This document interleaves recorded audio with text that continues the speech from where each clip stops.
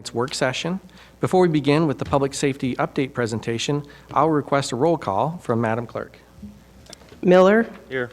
DeBoer. Here. Cruz. Here. Harding. Here. Dara. Here. Sires. Tiber. Here.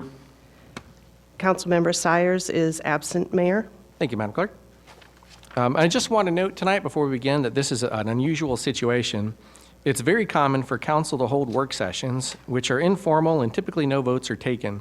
They're intended as a way to gain information and for council members to have a conversation about a complex topic before committing to a vote in a regular council meeting. Past practice has not been to record or broadcast work sessions. Tonight, we're making an exception by recording and broadcasting this session in the interest of transparency to the public about the Public Safety Department. Also, unlike a committee of the whole meeting or a regular council meeting, work sessions have historically not been open for public comment. Still, it's very important that you're able to observe council deliberations and discussions. It's Iowa law. And we're glad that you're here with us tonight. We'll start the work session with a presentation from Director Jeff Olson, the city's Director of Public Safety. During the presentation, if council members have questions for clarification, feel free to ask during the presentation or save them for the end. And at this point, I'll turn it over to Director Olson. Thank you, Mr. Mayor. Yeah, as you discussed, we discussed a little bit of goal setting about public safety, and the council's wish was for a public safety update in order just to kind of clarify exactly where we are with public safety and just kind of alert some of the new councilmen where we're at with the public safety model. So what I'd like to do is first I'm going to talk a little bit about calls for service, some of the workload that your public safety employees partake in. Talk a little bit about history of staffing, because we do have had some reserves, paid on call program, public safety officers and that type of thing. So I thought I'd just touch upon that briefly and then get a little bit into the public safety model and some of the advantages with that model. So I'd like to start out talking a little bit about the calls for service.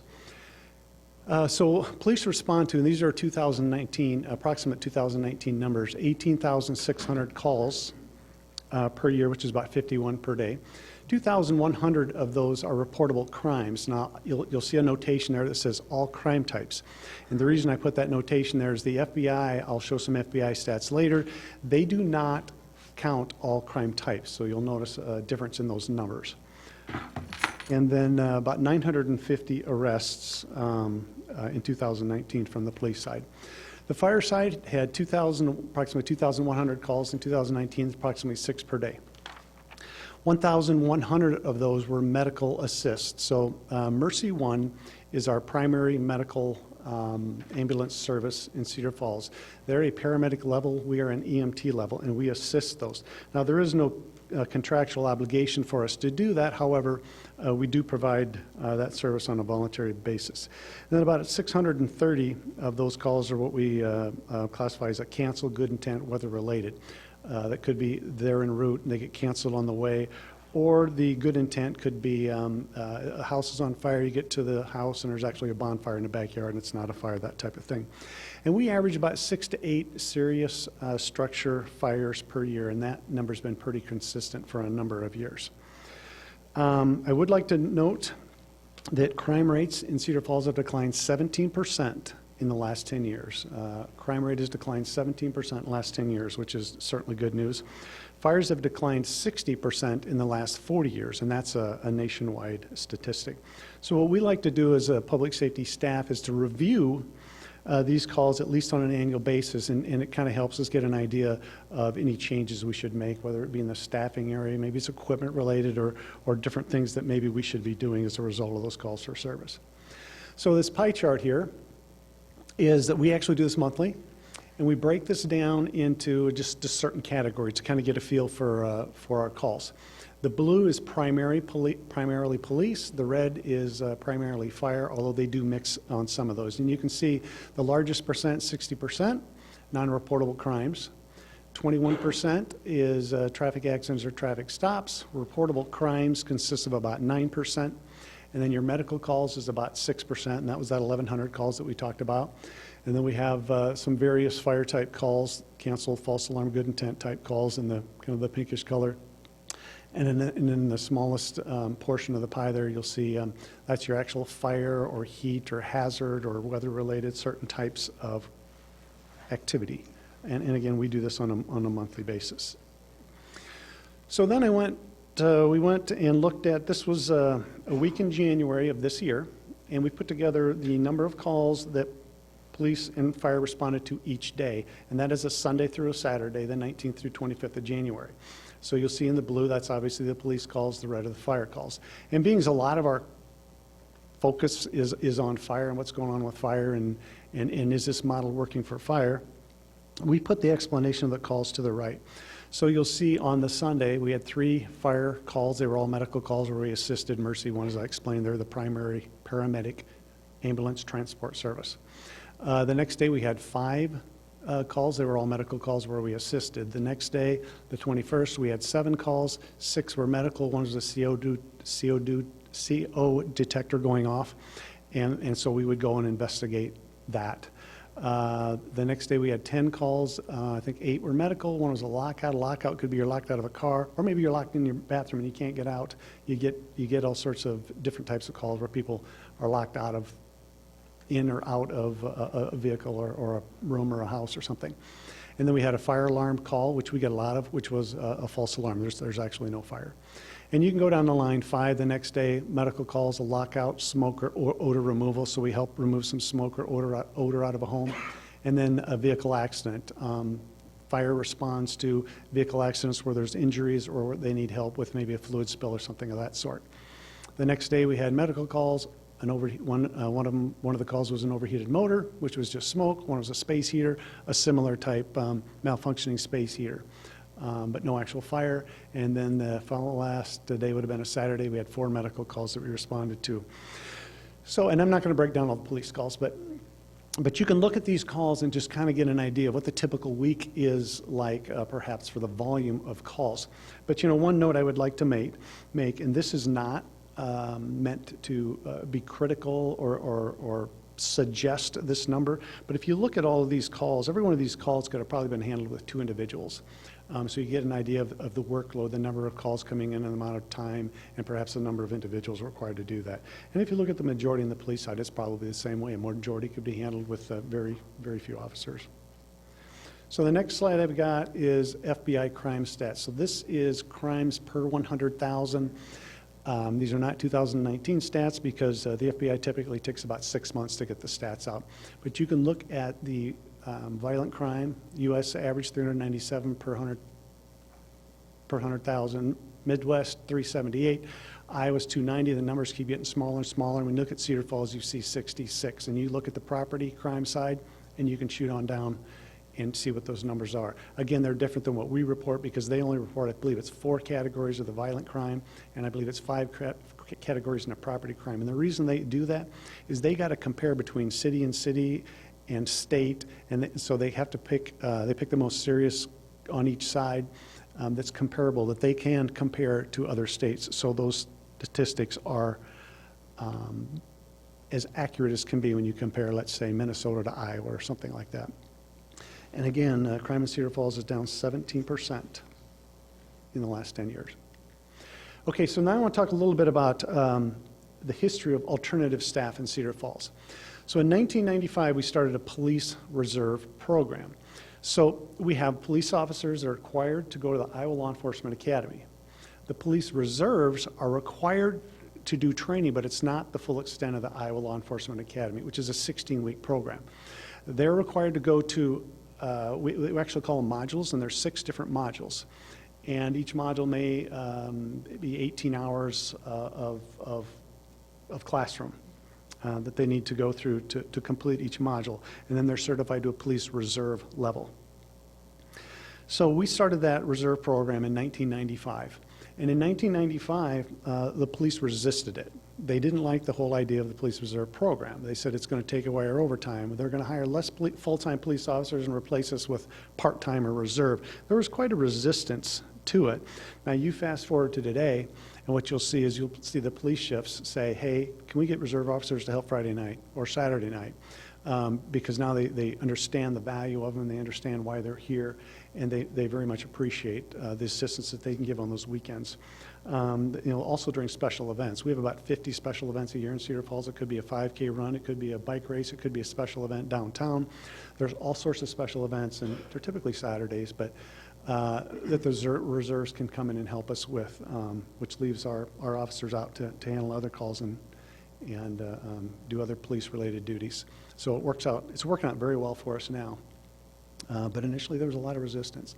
So in 2005, we started what's called a paid-on-call program. Now, different cities have different definitions of paid-on-call. In Cedar Falls, our paid-on-call program are city employees that are cross-trained to either a firefighter level, firefighter 1 level, or a police reserve level. So you may have someone from Public Works that is cross-trained as a police officer, or I should say police reserve officer, or a firefighter. In 2005, I became a paid-on-call employee. I was working the police side. I became a paid-on-call employee, was cross-trained and firefighter 1 certified. Well, what we did at that time is we would go sit at the fire station. And as a paid-on-call employee, we would do extra hours outside of our normal work at the fire station with the intent to assist the fire as needed. Well, what really, and of course on the police side, of course, we had the paid-on-call program, much like the reserves. Pretty much the same thing, except it was a paid city staff. The city, on the police side, it works well because, again, you can anticipate when you're busy. Friday nights, Saturday nights, special events, and you know other times when you have special events. There are trends there you can follow. On fire, there's really, there's no trends like that. It's not like we're busy every Thursday night and Tuesday morning or something like that. The calls are more sporadic and you really can't predict them. So when we would go work as a paid-on-call employee, you would go at the fire station typically and not be of any assistance or not turn a wheel or not, there'd be a lot of downtime. It wasn't a real valuable, in my estimation, my opinion, it wasn't very valuable because I would go down there and I would sit and there just wouldn't be a lot for me to do. So as time went on, we looked at that, and I'll give you an example.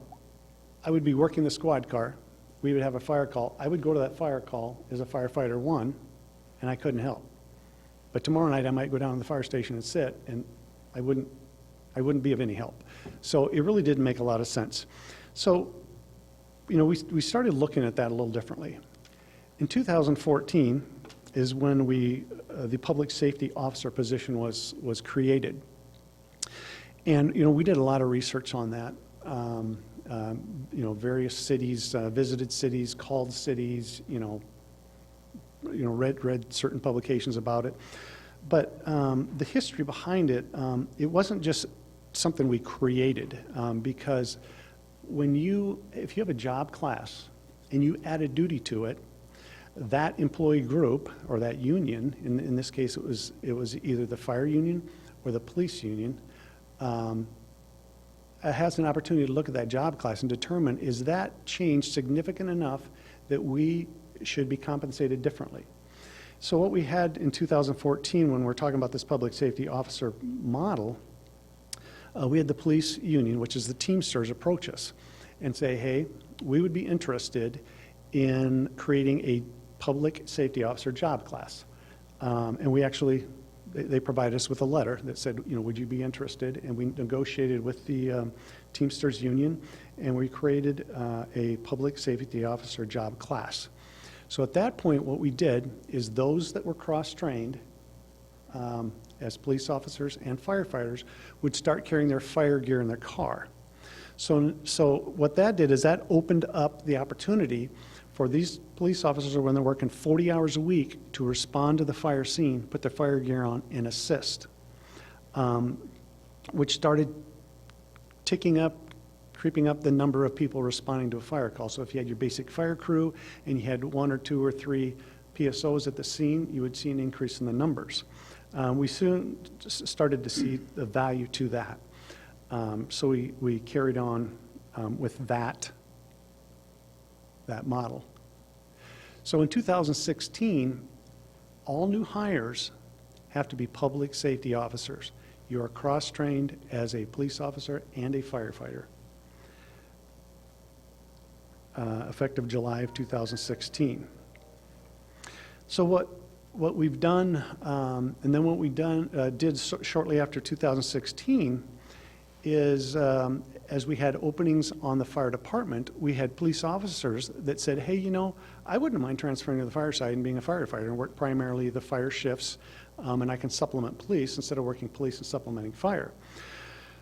Well, you know, I, as one, and many in the city are believers that, hey, if you have an opening with the city and you got a qualified individual that wants to transfer to that department, why wouldn't we do that? And actually, we've done that for a number of years. I particularly think between Parks and Public Works, we've done a lot of that.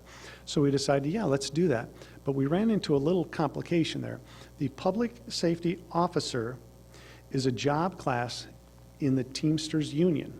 There's no, you cannot just say, you're going to go work the 24-hour shift now, because the contract language says anything over 8 hours is overtime. Well, we're certainly not going to transfer someone over there and pay them 8 hours straight time and 16 hours overtime.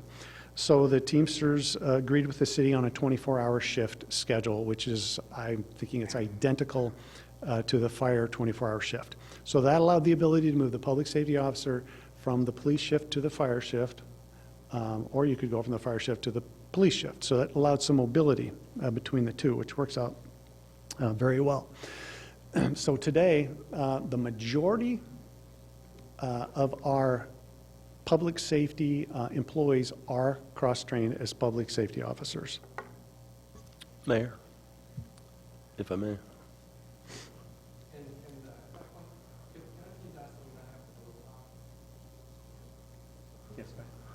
Regarding the dates there, were each of those approved by the council during those years? In 95, did the council make a decision on that? In 04, did the council make, or were those administrative decisions? I would say yes to all of those. In 95, I was here, I don't remember, but I can only imagine that they would have had to, because there's a pay classification that goes with it. Sure. A police reserve, you can't pay hourly, but you can pay an annual stipend. And so the council would have had to approve that pay. So I would venture to say that did occur. Was 2016 when the requirement was made that all new hires have to be PSOs approved by council? Or was it just in 2014 approved by council that we were going to implement the PSO officer, or the public safety officer at the PSO? I don't know the answer to that in 2016. In 2014, that job class would have had to have been approved, and it was approved by council. And also the 24-hour shift, it's an addendum to the Teamsters contract. That would have had to have been approved by council as well. Yes, that's correct. That one I know was approved. I'd like to get a check on 2016 and see if that was ever approved, possibly, at some point in time in the future. Okay. I think it's in that same, it's in one of the MOUs like we talked about, that would be attached to their contract, that after July 1st of Yep, 16, you're right. they had to be public safety officers. Doesn't that sound right, Yep, Jeff? that But would've- we that- for sure did the Yep. job class. That is was actually, approved. yeah, you're right. That would have had to have been approved by council, because that is also in the Teamsters union agreement. And we don't make any agreements with any union without council's approval. Okay, thanks. Okay, so now what I want to do is I want to move into some other what we discovered when we were doing the research for all of this backing up a few years and all this public safety models or other models that other departments are in. Because as you go around and you look at the different departments, various sizes, there are all sorts of different fire models out there. And it was really an eye-opener to me. How many different models are out there. So one of the cities we visited was Woodbury, Minnesota. It's a St. Paul suburb of 69,000 population. When you get hired from Woodbury, Minnesota, you're either hired as a police officer firefighter or a police officer paramedic. You're one or the other. And so you can see what you're going to be helping with. You're going to be helping with the ambulance calls, or you're going to be helping with the fire calls. So we went up there and we visited them, and it was quite interesting because they would operate with anywhere from 2 to 4 full-time firefighters at a time. Everything else came from the public safety officer Or what they also did, which I thought was very interesting, and we've talked about this internally, but we haven't done anything with this, was if I'm a fire supervisor, I would be working today, but I'm going to take home a vehicle tonight. This entire week, I'm going to take home a vehicle. So if there's a fire or some emergency call that I need to go to, I would respond from my home directly with that emergency vehicle. I was counted as part of the staffing for that day. So, and actually, I believe there's 2 supervisors that would take vehicles home, but you would rotate it between all the supervisors. So you would typically have to take, you'd have a couple take-home vehicles, so your staff would come from 3 different areas. The firefighters on duty, the police officers who were cross-trained as firefighters, and the fire supervisors that took their vehicles home. So you'd have people responding from those 3 different areas headed to those fire scenes. Very, very interesting model. And again, that's, you know, it's a 69,000 population. It's a town of some pretty good size. Bloomington, Minnesota, probably everybody recognizes Bloomington as the city where Mall of America is located. That population base is 85,000. So Bloomington, Minnesota has 3 full, now this was as of a couple years ago, things could have changed, but 3 full-time firefighters. Everybody else is paid volunteers, or I think they actually called them paid on call, which is different from our paid on call, but they were paid volunteers. And sometimes those volunteers would staff a fire station at night as paid on call, paid volunteers, and staff the stations at night to respond during the night if there's a call at night. Otherwise, during the day, they relied upon those 3 full-time plus some part-time to respond from homework or wherever. So that was very interesting, too. You got cities like Clive and Johnston. The population base together is 38,000. They have a joint fire department. So they do everything together collectively, which is I think, a very efficient model. Ankeny and West Des Moines. Ankeny is about 62,000. West Des Moines about 65,000. They they have a lot of paid volunteers that they have on staff. And I think one, or if not both of those, used to do the same thing, similar to what Bloomington did, is they would have some of their nighttime stations staffed by volunteers that would spend the night there, and that's how they staffed it. Very interesting staffing model there. Coralville. Coralville is population 20,000. They have 5 paid firefighters and 40 volunteers. So they're heavy on the volunteer numbers as well. And then you have like Charles City, Nevada Boone. A lot of their police officers are cross-trained. Some of those cities, though, they don't cross-train them to a firefighter 1 level, but they do come to fires and help at fires. In Iowa, you're not required. You can be a firefighter, but you don't have to be certified as a firefighter 1. To fight a structure fire, though, you have to go through the class, but you don't have to test and be certified, but you just have to go through the firefighter 1 class. And then we have the Cedar Rapids Airport. So this is kind of interesting. Cedar Rapids Airport, so when we first got our CAF system, we had some news coverage from, I think it was KWL and one of the Cedar Rapids television stations. And they covered the CAF, carried a piece. Well, then we got a call from the Cedar Rapids Airport. And they asked, hey, we want to hear more about that CAF system. So we talked to them about the CAF system, and they said, you know, whenever we have a grass fire, minor fire out here, we roll this big truck out. That'd be a great tool for us to use for grass fires or minor fires. And while we're having that conversation, they happen to mention that they're a public safety department, I guess you could say. And my conversation was, you have Cedar Rapids police officers working in the airport. Yes, if you're a Cedar Rapids police officer working the Cedar Rapids Airport, you're also the firefighter for that airport. You're cross-trained. But we're kind of a separate division. So if I'm a Cedar Rapids police officer working the airport, I'm a firefighter there, I don't work regular patrol within the city. You're assigned to that fire station. So that was very interesting to hear that. And they said Moline is also that way.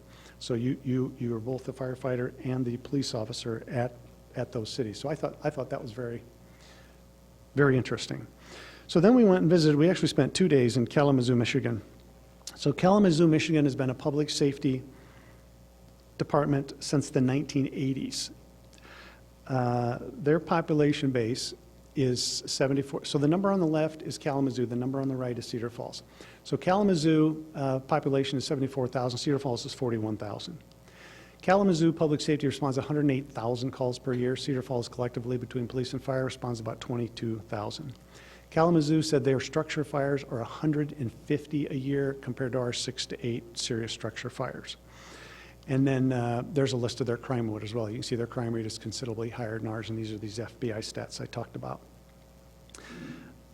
So again, Kalamazoo is 100% public safety. They started in the 1980s, and they told us, they said it was a battle when you started it. A lot of resistance, a lot of internal fighting, and it's going to be difficult. And you know as well as anybody that we've experienced quite a bit of difficulty from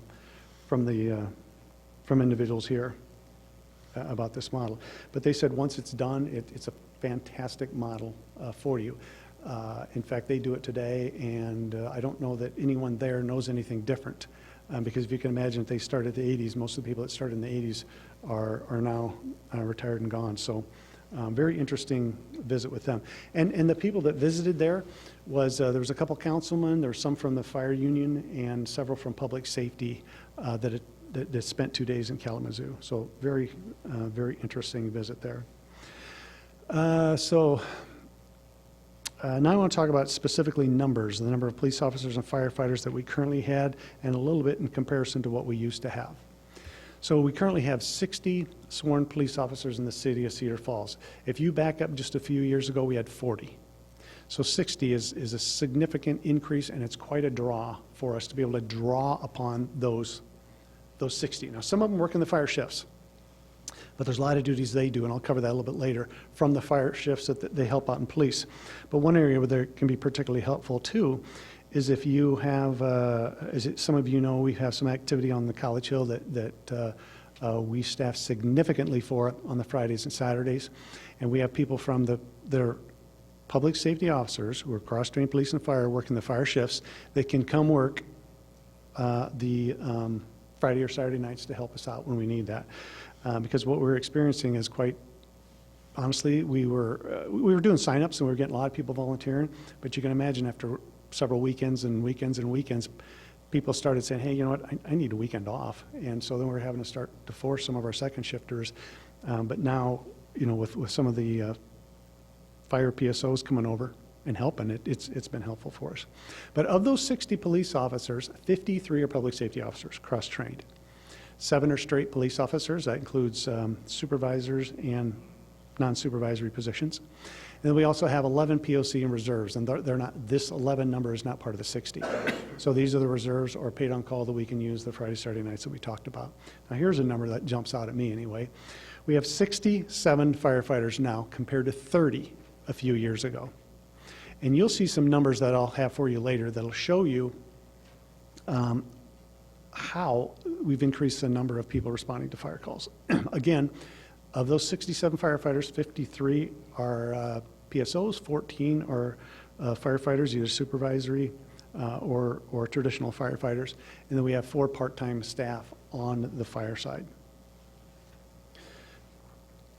So now I want to just jump in a little bit into this compressed air foam. And the reason I want to jump into this is because I think it's a valuable tool.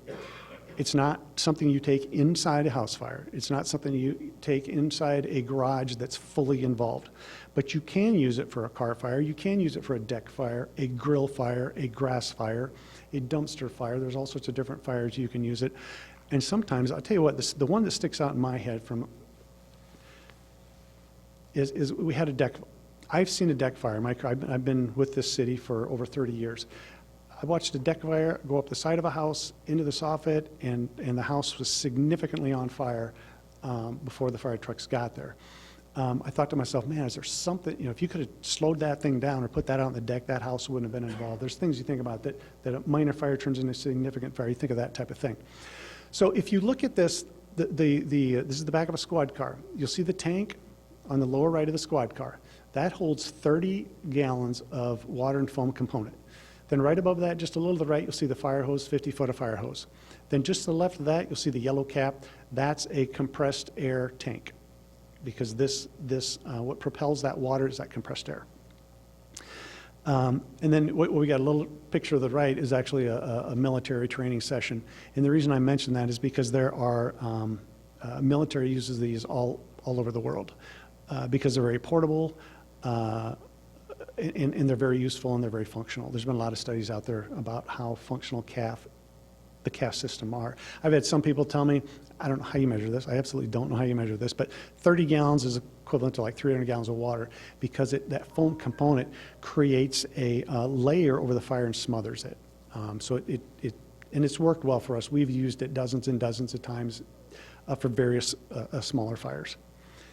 So the next video I have, so this is a video of, this isn't a Cedar Falls video. This is one we got offline. But this is there's a ring here full of fuel. And obviously they ignited the fuel. And what you're going to see here is you're going to see an individual with a CAF system different than ours, but it is a CAF system.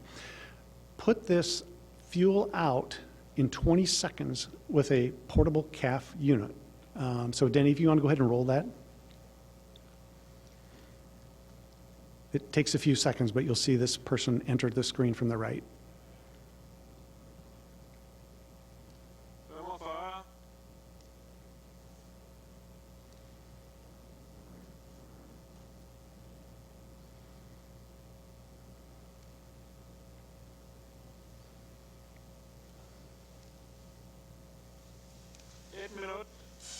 There we go.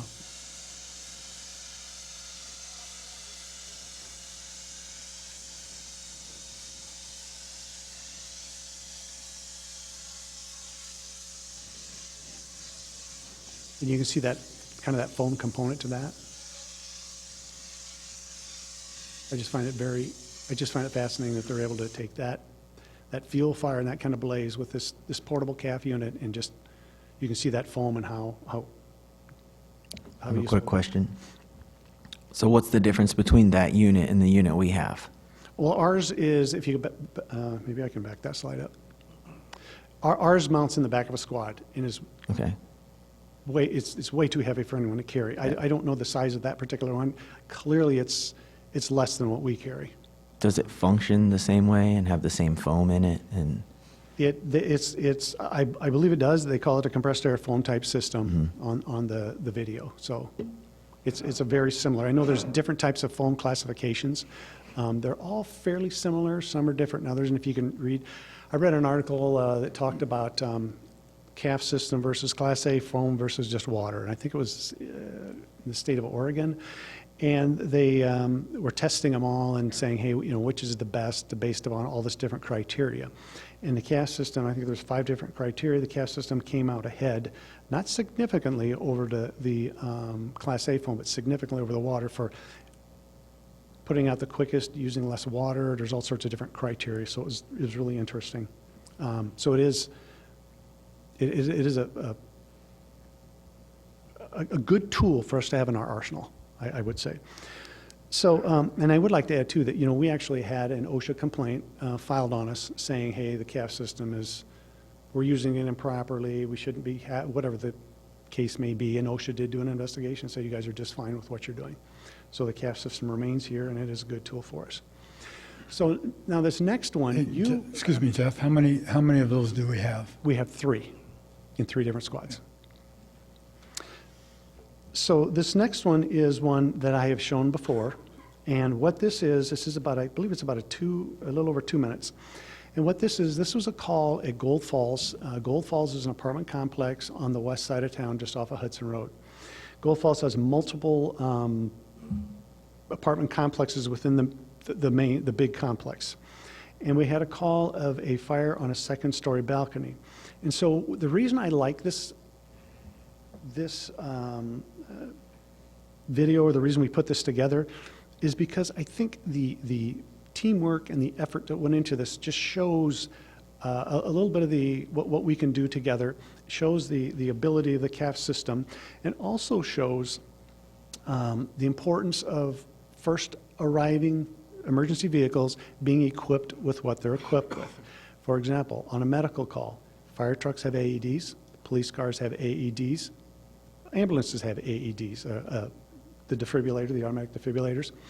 So if you get a call of let's say a minor fall on a sidewalk, we don't send everybody. You know, it may be just an ambulance, or maybe an ambulance and a fire truck, or we may include a police car. There's a matrix that we put together with dispatch, and it tells the dispatchers.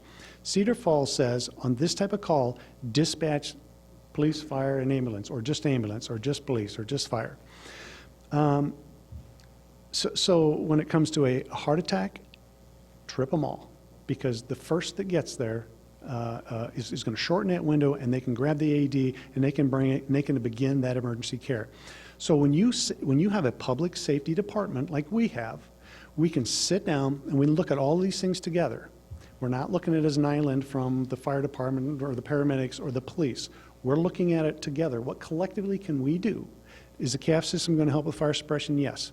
Are police and fire responding medicals going to assist us? Well, yes, if we have the right tools, or we have the right training, or we're sending the right people to the right calls.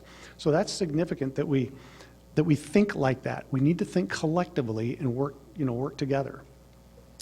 So I put this video together because you're going to see the first arriving vehicle is a police officer. In fact, he's not even a supervisor. You're going to think he is, by the way he acts, and he have acted very appropriately. I'm not being critical by any means. But you'll hear him call the fire trucks and tell them what we have. You'll see him directing some police cars. Then later you'll see, and this is all body cam video, then you're going to see them, 2 police officers with 2 CAFs spraying this balcony fire, second-story balcony fire. It wasn't a significant fire. I mean, it wasn't a large fire. But, and you're not going to be able to see it because the body cameras, they were just pointed directly ahead. They're not designed to be pointed up higher. But I think it's a good example of showing what some of the things that we practice here can help in a fire scenario, or like we talked about, an ambulance scenario or something like that. So, and when they do play this, they were going to play sound of this so you can listen to some of the dispatch, the dispatching and the comments and things that are made. So I think we're ready for that, Denny. It's not Goldwall Villa. Reporting party was very unclear what was actually going on. They said there was a small fire outside a balcony, and the occupants were not home. 5, Sam 3, I'm 1023. It looks like it's starting the porch on fire. Silver. 5 0 1 I'm off en route.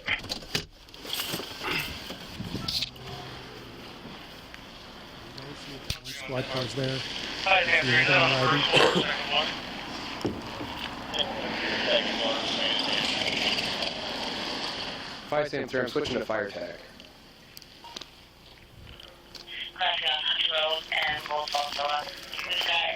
Hey! Van Horn, get your gear on. Oh wait, you're not going.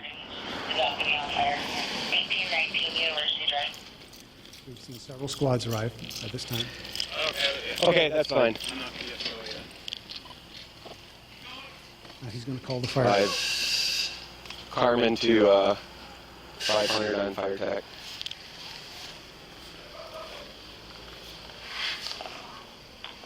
Go ahead, Carmen.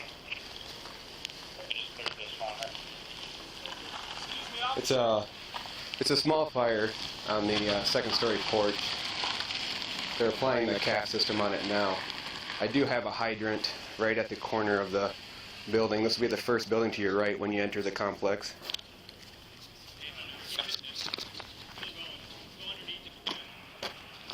Copy, thank you.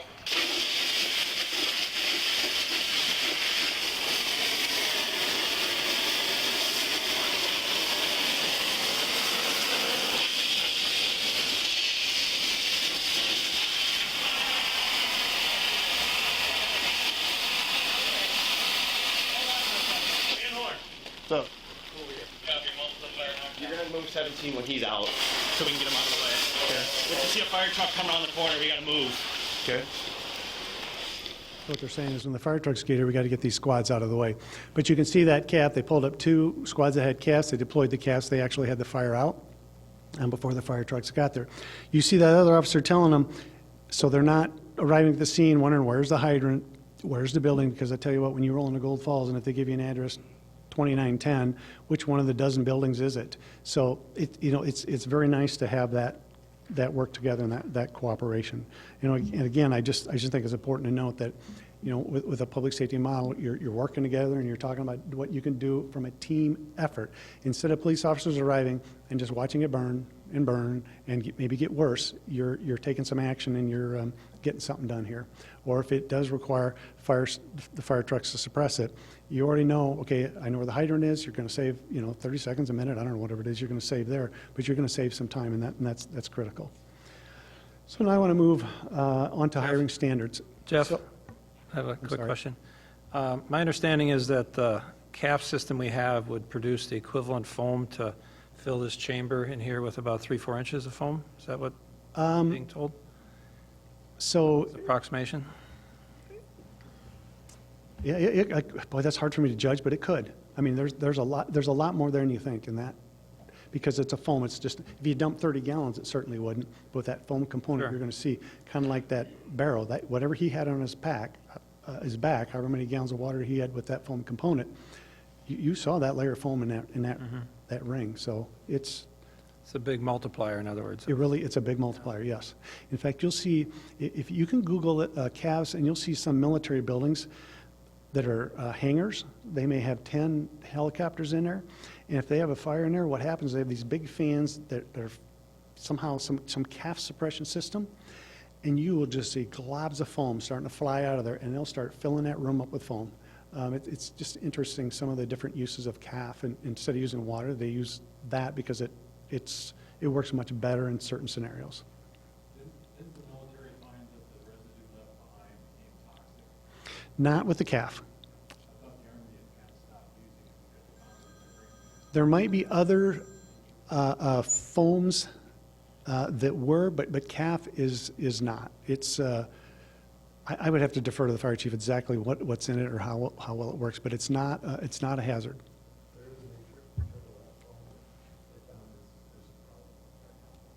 Okay. So he said there used to be a foam that was a hazard, but it's not in the calf system.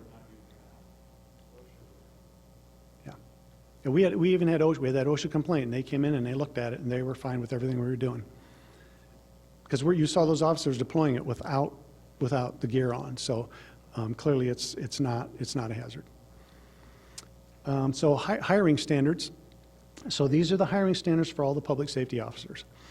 We require an associate's degree or 60 college credits. I would say 4 out of 5 that we hire have a bachelor's. We require a written test. We require the Cooper Physical Agility Test. This test is very similar to what the military uses for all of their military personnel. It is also something that Ames Fire Department recently switched to. CPAT is a term that maybe you've all heard that is a firefighter 1 test process for becoming a firefighter. And there's all sorts of articles out there talking about CPAT and that it discriminates. New York Fire Department, for example, they use CPAT today, but you don't have to pass it. There's 3 criteria there that part of 3 testing processes, CPAT being one of them.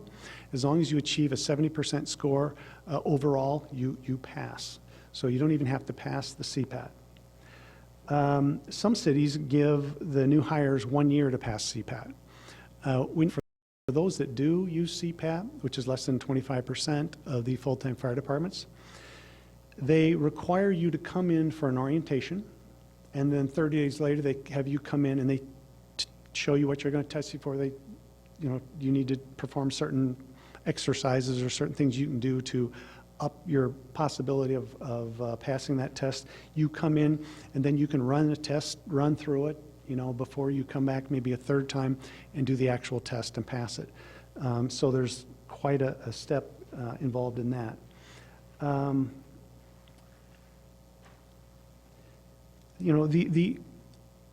We get in debates once in a while about what is the appropriate test for a firefighter, for a police officer. What I find interesting is that there's an entry-level test, and I do believe in entry-level tests. But you pass it once, and you never have to pass it again in your career. So I often wonder, if I brought CPAT or the Cooper test here and ran every public safety employee through it, would every one of them pass? No, there would be several that would fail. Does that mean they're not qualified to do their job? I disagree. I believe they are qualified to do their job still. And even if we did do that and they failed, we do not have grounds to require them to become more fit. It's just an entry-level test. And again, I believe in entry-level tests, but sometimes the emphasis put on these particular tests, I just don't, I think sometimes some people are putting just a little more on them than maybe what we should, so. We also require a personality inventory. This is the MMPI, Minnesota Multiphasic Personality Inventory. It's, I don't know, I think it's somewhere around 500 questions. You go through and you answer all these questions, and then it gives you, the employer, an opportunity to look at the type of personality they may or not have.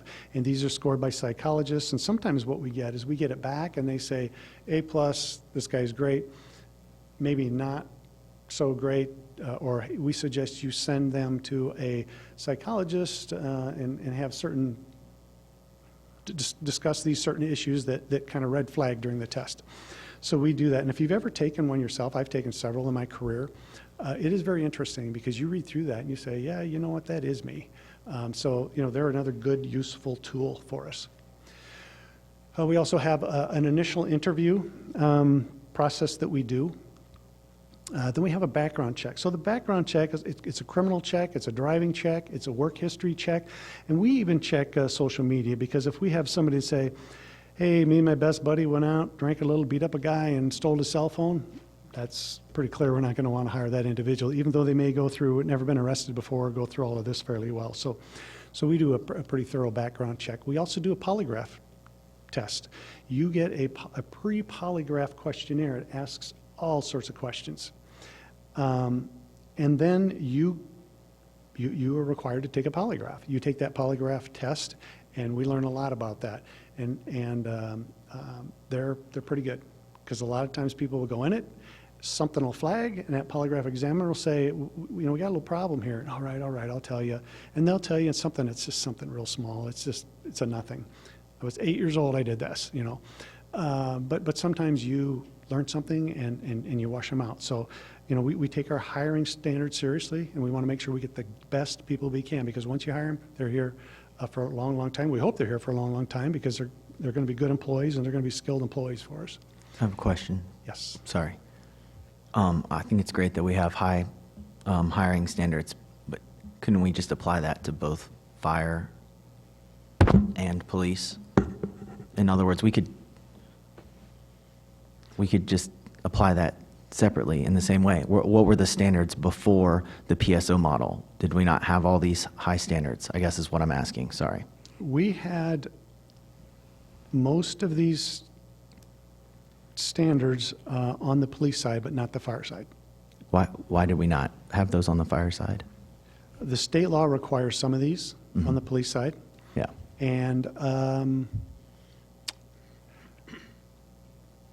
you know, I don't know. For years, fires had the different testing processes, and it hasn't included a lot of this. It didn't include, you know, the polygraph. It didn't include the MMPI. They had a different physical agility. It was similar to CPAT, but it wasn't CPAT for a number of years, and then later it became CPAT. So, If a firefighter wished to test over or become part of the public safety officer program, would they have to go through that entire battery before they could? some of it they would, because state law would require it. Some of it is optional on our part. So we would, as a city, we would have to decide. But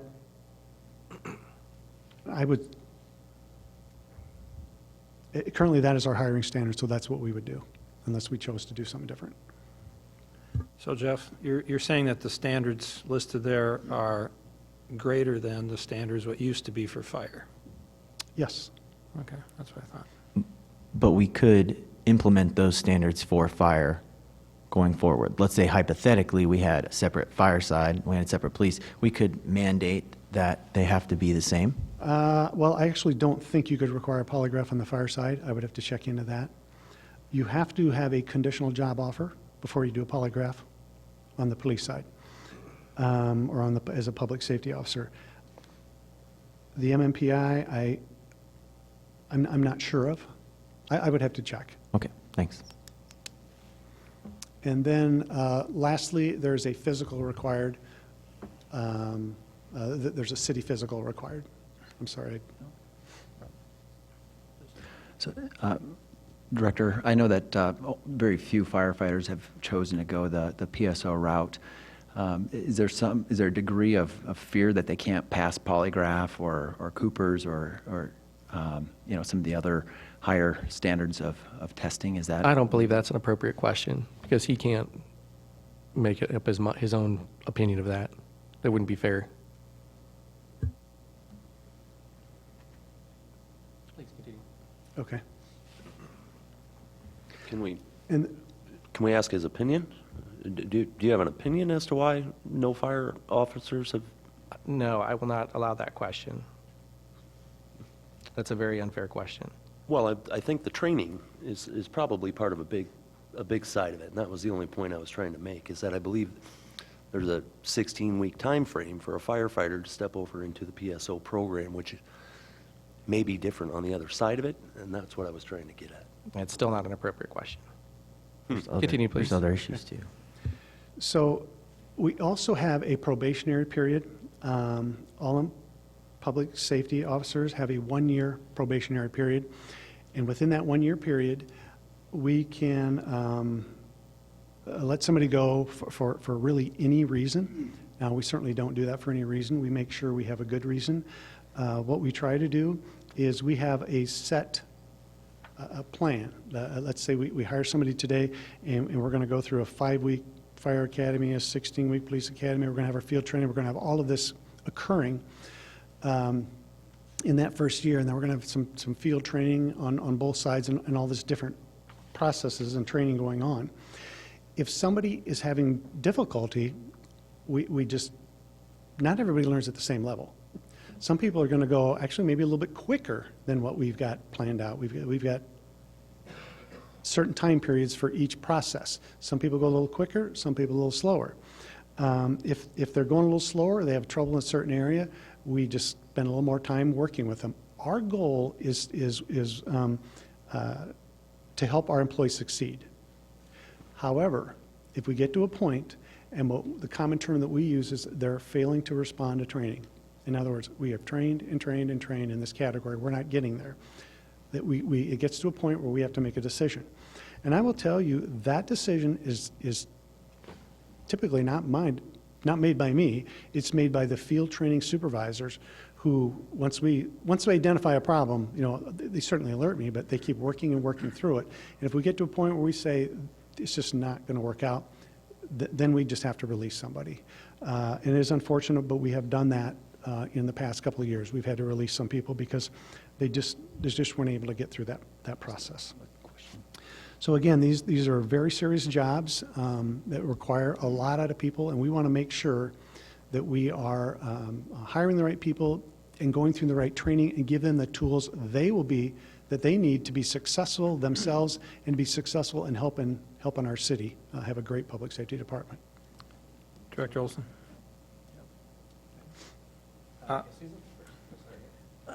When they're hired, when the PSO's hired and they start with the training, do they always start with the police side first and then do fire? Or do they start with fire, or does it vary depending on where there's a need?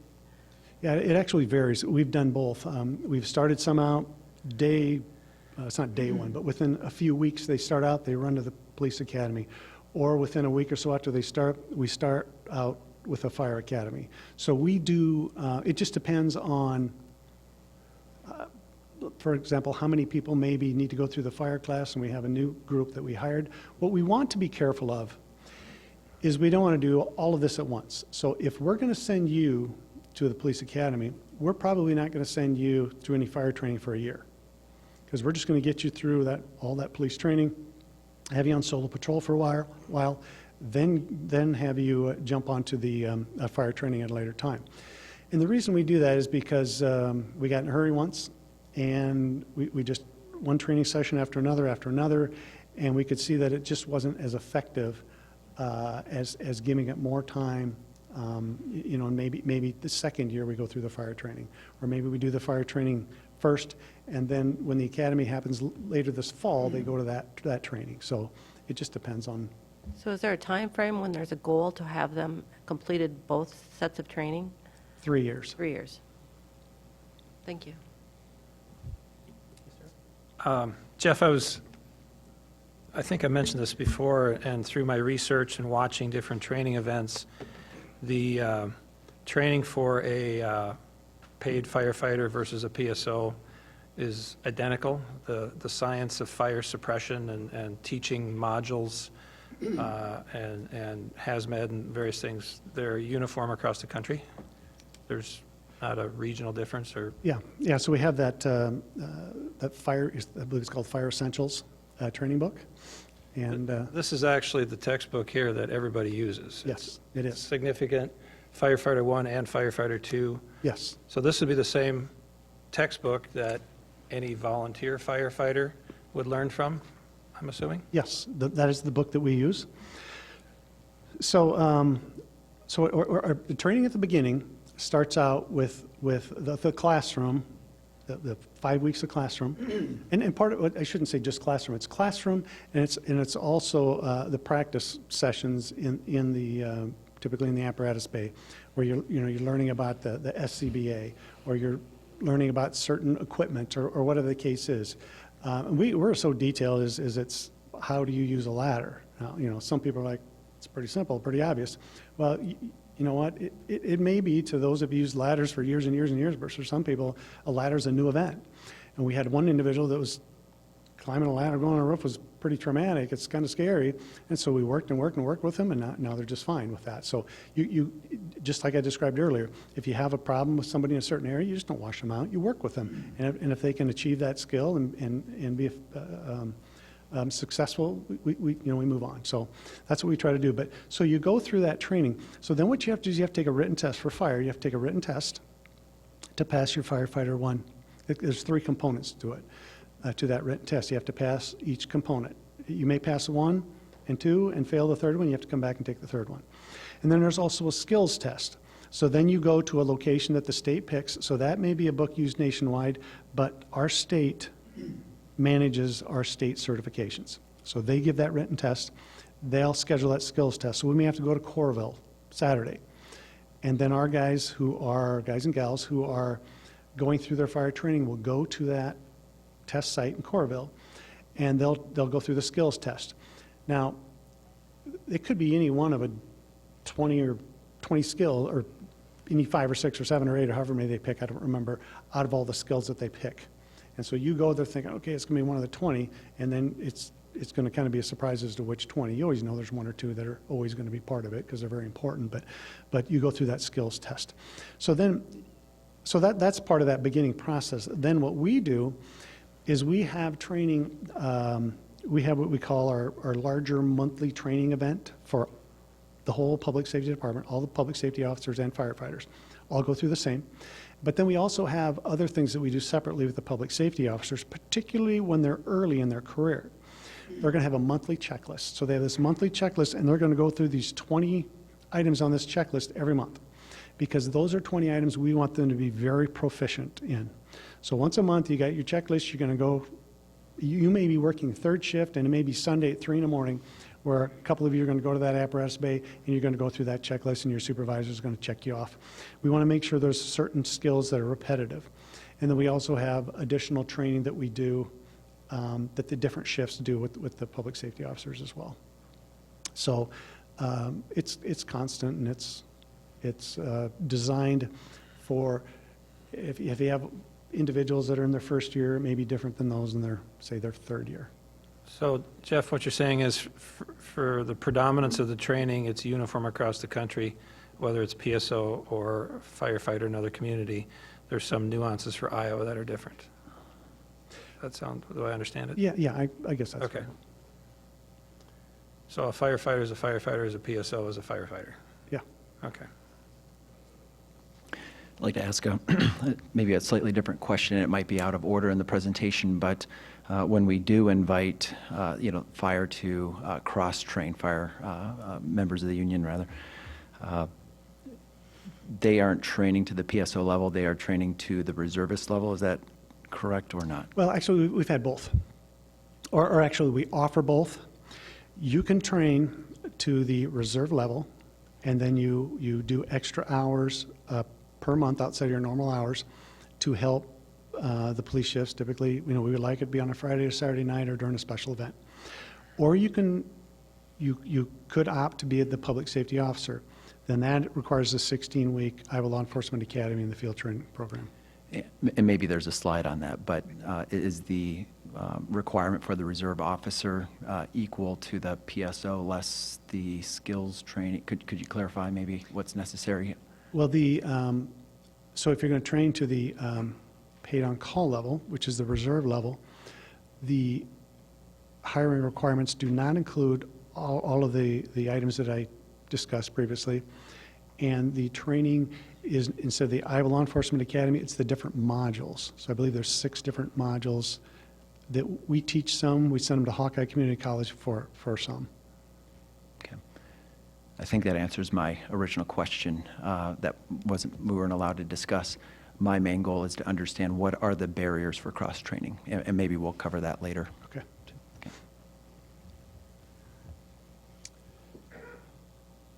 Okay. So I think I'll move on to the next slide, which is public safety staffing. So what we have seen, and the personnel responding to police and fire calls has increased. And I've got some numbers to show you in just a couple of slides. So if you back up a couple of years ago, you had maybe 5 cross-trained, and then you had 6, 7, 8, 9, 10. Now we're up to 53 cross-trained. So if you back up several years ago, you would have a fire call and maybe 1 or 2 PSOs arriving. Then you jump ahead another year, you may have 4 or 5 arriving. You jump ahead another year, you're going to have a few more arriving. We hope in the future, as we keep moving forward with this model, you're going to even have more people available to assist on both sides. So what we have seen is more personnel responding to police and fire calls has increased. So when we had our ISO rating, when ISO came in initially and did an evaluation, they want to know what's your staffing level. So our minimum staffing level is 6 on the fire side. Okay, thanks. And we move on. Later on, we learned that there's more than one answer to that. And you may say, well, wait a minute, how can there be more than one answer to the same question? You can measure your staffing by giving us the minimum level, or you can take all your payroll records, because if your minimum staffing is 6, you may have 8 today, or 10, or 7, and you're not counting them, you're just counting the minimum. So they said what you can do is you can take your payroll records, put, X number of people times, you could say the 2,080 hours you work a year, or whatever number you work a year, subtract, you have to subtract the vacation time, the sick time, the holiday time, the time they're absent, and then you give them those total numbers. Well, we went through, our payroll went through that process, and we averaged 15 firefighters working 24/7. So what ISO says is your payroll records tell us that you have 15 firefighters working. That includes public safety officers and full-time firefighters. And as I said before, public safety, fire averaged 7 to 8 responding to fires. Back in 2014, our fire chief, John Schilling, dropped that number to 6. So since 2014, we've been operating with a minimum of 6 firefighters. And then each police shift has also had more officers on that shift to help respond to those calls. So now here's a list of, so these are some of the advantages that the public safety officer working the fire shift, the 24-hour fire shift, can help on the police side. And this is something that just isn't discussed much, but it's significant in my opinion. During the downtime, we have downtime, both police and fire. As you can imagine, a Sunday night on third shift is typically pretty slow. And, if you have an average of 6 calls a day on the fire side, you got a lot of time where you're not answering calls. So during the downtime, public safety hours on the fire shifts can assist at the public counter instead of calling a police officer or a PSO off the street. So they can go, they can take a minor case. Somebody stole my son's bicycle, they take the report, we're done. They can assist with armory duties. We have 123 weapons in our public safety department. And these are we have two armors on the, they're public safety officers that work the fire shift. So they can go over and work on these weapons while they're working fire duties. But now I want to tell you, every one of these extra assignments or duties that I talk about here, they can drop at a moment's notice and go take the call. So it doesn't interfere with response times by any means. Every marijuana that is seized has to be tested. So when you go to court, you can say, yes, it was tested, absolutely, it is marijuana. One of our public safety officers on the fire side does that, is certified and does that. Cell phone, tablet, computer forensic examination, it's called a Cellbrite system. It takes 2 to 4 hours to download all the data from any evidence that we need to seize, and of course we get search warrants for any phone, tablet, or computer. That individual that does that, that's a significant amount of training, works the fire shift as a public safety officer and can do that from the fire shift. Again, so they don't have to leave patrol for hours at a time. Taser maintenance and downloads. When I say by downloads, every taser has a little computer chip in it. When that taser is activated, that computer chip records everything. The date, the time, how many seconds it was activated, whether it was a touch tase or whether the probes were deployed, how many times that trigger was pulled, it records all of that. So when you have a taser deployment, you download that information and that comes with you to court. Our taser maintenance and downloads, we have an individual that's working the fire shift that was doing that from fire. Tint meter maintenance, PBT maintenance, they're required to be calibrated monthly. Bike repair and maintenance, AED maintenance, drug recognition expert. If you have an OWI and it's not alcohol, it's drugs, there's a very complicated method of determining your probable cause, and one of our fire PSOs is responsible for that. Accident reconstructionist, our most recent fatal. Our accident reconstructionist works the fire side. He is a public safety officer. He was actually at that call, and he just carried it through. As a public safety officer, we had a police officer do the primary accident report, but he did the technical accident report. In other words, the skid analysis, the speed analysis, took the black box out of the car and does all that analysis and that kind of thing. That was all done from a fire shift. So you can see if you start totaling all these duties up, there's a significant number of hours spent that isn't drawing police officers away from patrol, report writing, investigating, interviewing, that type of thing. Director Olson, going back a couple screens, you said that prior to the PSO model, we had an average of 5 to 8 responding to a fire. Yes. But now we have, with the PSO model, we have at least, or an average of 15 responding to the scene. Am I understanding that correctly? Yes. But I got a couple slides further away. I can show that in better detail. Okay, so I just wanted to verify that we're basically doubling our That many personnel. people actually get to the fire 15? Is that what you mean by responding, or do you mean Yes. they call in and then back up and stay at the station? Yep, if you can just wait a few seconds, I've got a slide that shows specific. I've got one more question also. Yep, How fire many away. PSOs are qualified to test the marijuana and the drugs? 2. 2? Okay. Yeah. That's all. Yep. Okay, where am I at now? Excellent reconstruction. Okay, so I just want to make note that when we look at our calls for service data, as a public safety department, we want to deploy our resources the best way we can. So if we have downtime, let's try to utilize that downtime the best we can. So we want to make sure we have people available to respond to all types of calls, whether it be fire or police or the medical. We want to make sure we're doing that the right way. So if we can take that downtime and share these duties in a different way and keep officers out on patrol, because if you remember the call service number, police respond typically to 8 times more calls than fire. So we want to even out the workload the best we can, because we want We want to use our personnel as efficiently as we can. And, you know, downtime is not a bad thing. I will tell you, in the public safety field, the more downtime we have, the better, because that means we're not having crime, we're not having medical emergencies, we're not having fire. So, but we want to be efficient. So this next slide is the ISO slide. So we received an ISO rating of 3. That puts us in the top 3.5% in Iowa. ISO is familiar with public safety departments.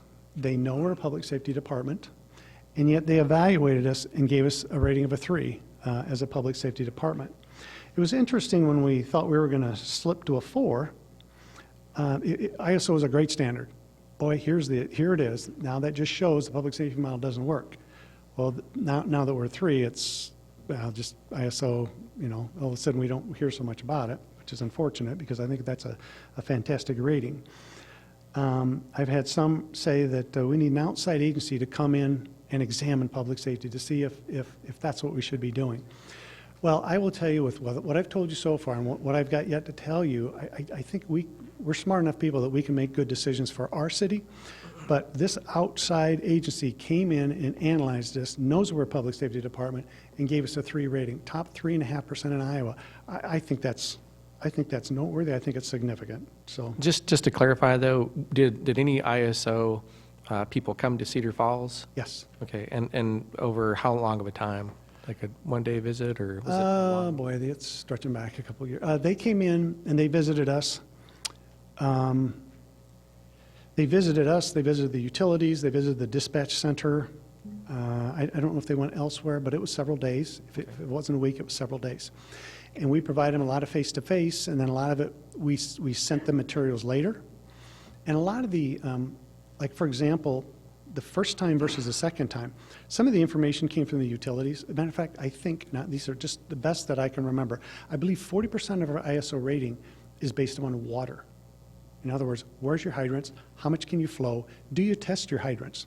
So when we first approached them, or not approached them, when they approached us, they want to know about water. I'm just going to go through a couple examples real quick because I think we're probably going to run out of time here. But so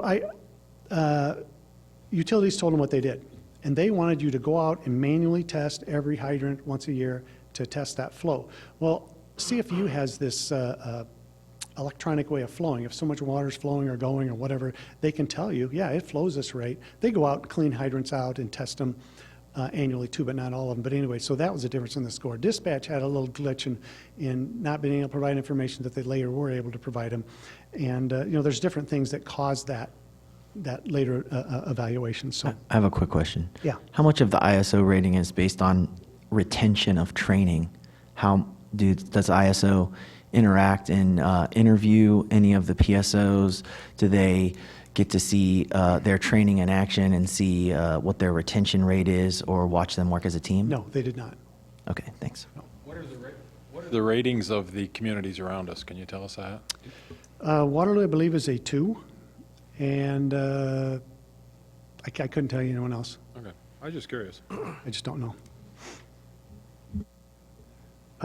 Okay. Jeff, can I comment a little bit? Okay. Or if you have a question, that'd be helpful. Question, comment, I guess. I mean,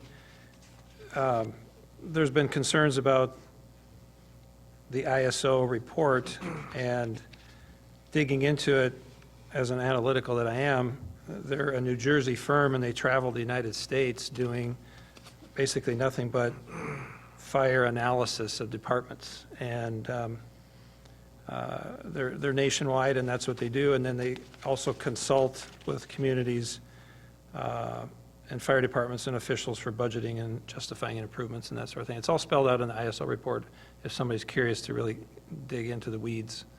But it's a very thorough outside agency coming in and reviewing us. Yeah, it really is, yeah.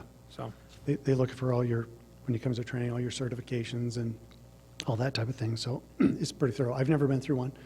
You know, that's the only one I've ever been through. So, okay, so now I want to talk a little bit about testimonials. So what we have here is, and I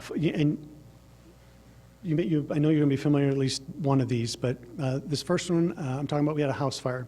And this was the house fire in which a individual, a handicapped individual, was was in an upstairs bedroom, and nobody could, the family couldn't get to him when the fire started. First arriving on the scene were public safety officers who did a fantastic job. They couldn't go in. The living area was completely engulfed. Flames were shooting out the door and a window, and they couldn't enter and go upstairs and get that individual, without drawing a line and doing, in essence, suppressing some of that fire. But what the PSO did is soon realized, within seconds, realized I can't do that. So went outside and said, hey, what are we going to do here? Where's this person at? Upstairs in that window, got a ladder, went up, broke in the window, went inside, came out, even put a blanket over the windowsill so the individual wouldn't get cut, take him out. By then, another PSO brought a second ladder up. They had 2 ladders side by side. Some deputies that arrived, they went up and they took 2 ladders side by side, 2 individuals coming down these ladders carrying this individual. This was all done within a matter of minutes. This was a very quick, fast-thinking, intelligent individual, public safety officer, that did this. This fire was all public safety officers except of one traditional fire supervisor. These individuals came to this council meeting and they went to the media and expressed their gratitude and appreciation for the public safety model, for the firefighters, for the PSOs, for everybody involved in this fire, and said, thank you very much, definite believers. Garage fire. This was last summer. We had a garage fire. The call came out, it was daylight hours. I started driving towards the fire. It became very obvious where the fire was because you could see the smoke from miles away. Arrived at the scene, the fire was put out. Well, let me back up. So what happened was 3 PSOs arrived in squad cars before the fire trucks, put their gear on. Fire trucks arrive, they help put the fire out. When the fire was out, I got approached from an individual. I was one of the neighbors, and he says, I'm going to have to take that sign down on my yard. I didn't know what he's talking about. I said, what sign? What are you talking about? And he goes, I have one of those, we need more firefighter sign. He says, I sat here and just watched this thing. This really works. And explained what he saw. And so when people really have a good explanation, and they see it, they become believers in this model. Despite all the resistance we get, it continues to work for us. We have another house fire where an individual was home, middle of the night, woke up, house was on fire, calls, said, I saw this happen. I saw police cars arrive, guys getting their fire gear, fire trucks arrive, everybody did their job. This model works, and he publicly said that. We had a ride-along. He wanted to ride along with the fire department one day. We have ride-alongs on police and fire. He's riding along on the fire, and they had a fire call. He says, we get to the fire call, there's PSOs there with their gear. He goes, wow, this thing works. This is neat.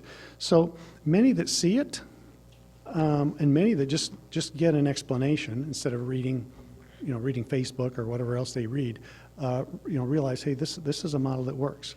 So now, the next slide, I'm going to talk about some specifics. Jeff, excuse me, but the house fire, the garage fire, and the house fire, you said last year we had 6 or 8 structure fires. So those would be examples of 6 of our fires in the last year, or 6 of our 8, 3 of our 8 Yes. fires, whatever. Yes. But all 3 of those were facilitated by PSOs primarily. That's what you're saying. PSOs were assisted in all of them. One of them was all PSOs except one. Okay. All right, thanks. Okay, so this next slide, and I actually put this one together, I don't know, toward October, November of last year, I put this slide together. and just this is the first opportunity I've had to show this. So here are 6 fires in 2019. Some of them were significant, some of them were not. But here's the number of firefighters arriving on the fire trucks. So when I tell you 6, 7, or 8, or it could be 9, but typically it's maybe 6 or 7 or 8, those are how many firefighters arrived at the scene. If we were back up 3, 4 years ago, before we were a public safety, that's what you would have at the scene. That's all you would have at the scene. It worked for them. It worked for us. And this is what we did, and this is what we adapted. We did a lot more callbacks then. Callbacks were, you get to a scene, you're like, oh, we could use some more people. So you do an alarm, and then people come back in, get their gear, and go to the fire scene and help. This is how many PSOs responded on duty. So this isn't coming from home. This is on duty. Now, you got two big numbers there, 15 and 16. Those Monday through Friday, 7:30 to 4:30, those are the kind of numbers you get because you have shift working, you have daytime people working, and you have investigators working. So you get those large numbers then. These other times, it'd be the number of people working shift. And there are times where it's less than this, but this is a significant number of people arriving in emergency vehicles within minutes. These are, so ISO said we average 15. These are some real live numbers. 12, 13, 15, 16, 23, 23.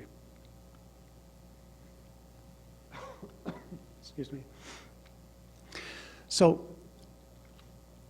I'm going to say this again. Let's go back to the first number. If we didn't have a public safety model, that's the number you would get.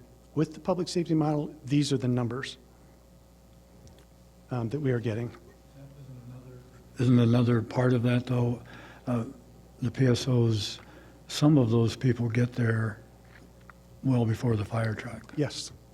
And there's stuff they're doing before the trucks arrive. Just like the Gold Falls video I showed you. Right. You had 4 or 5 squads there,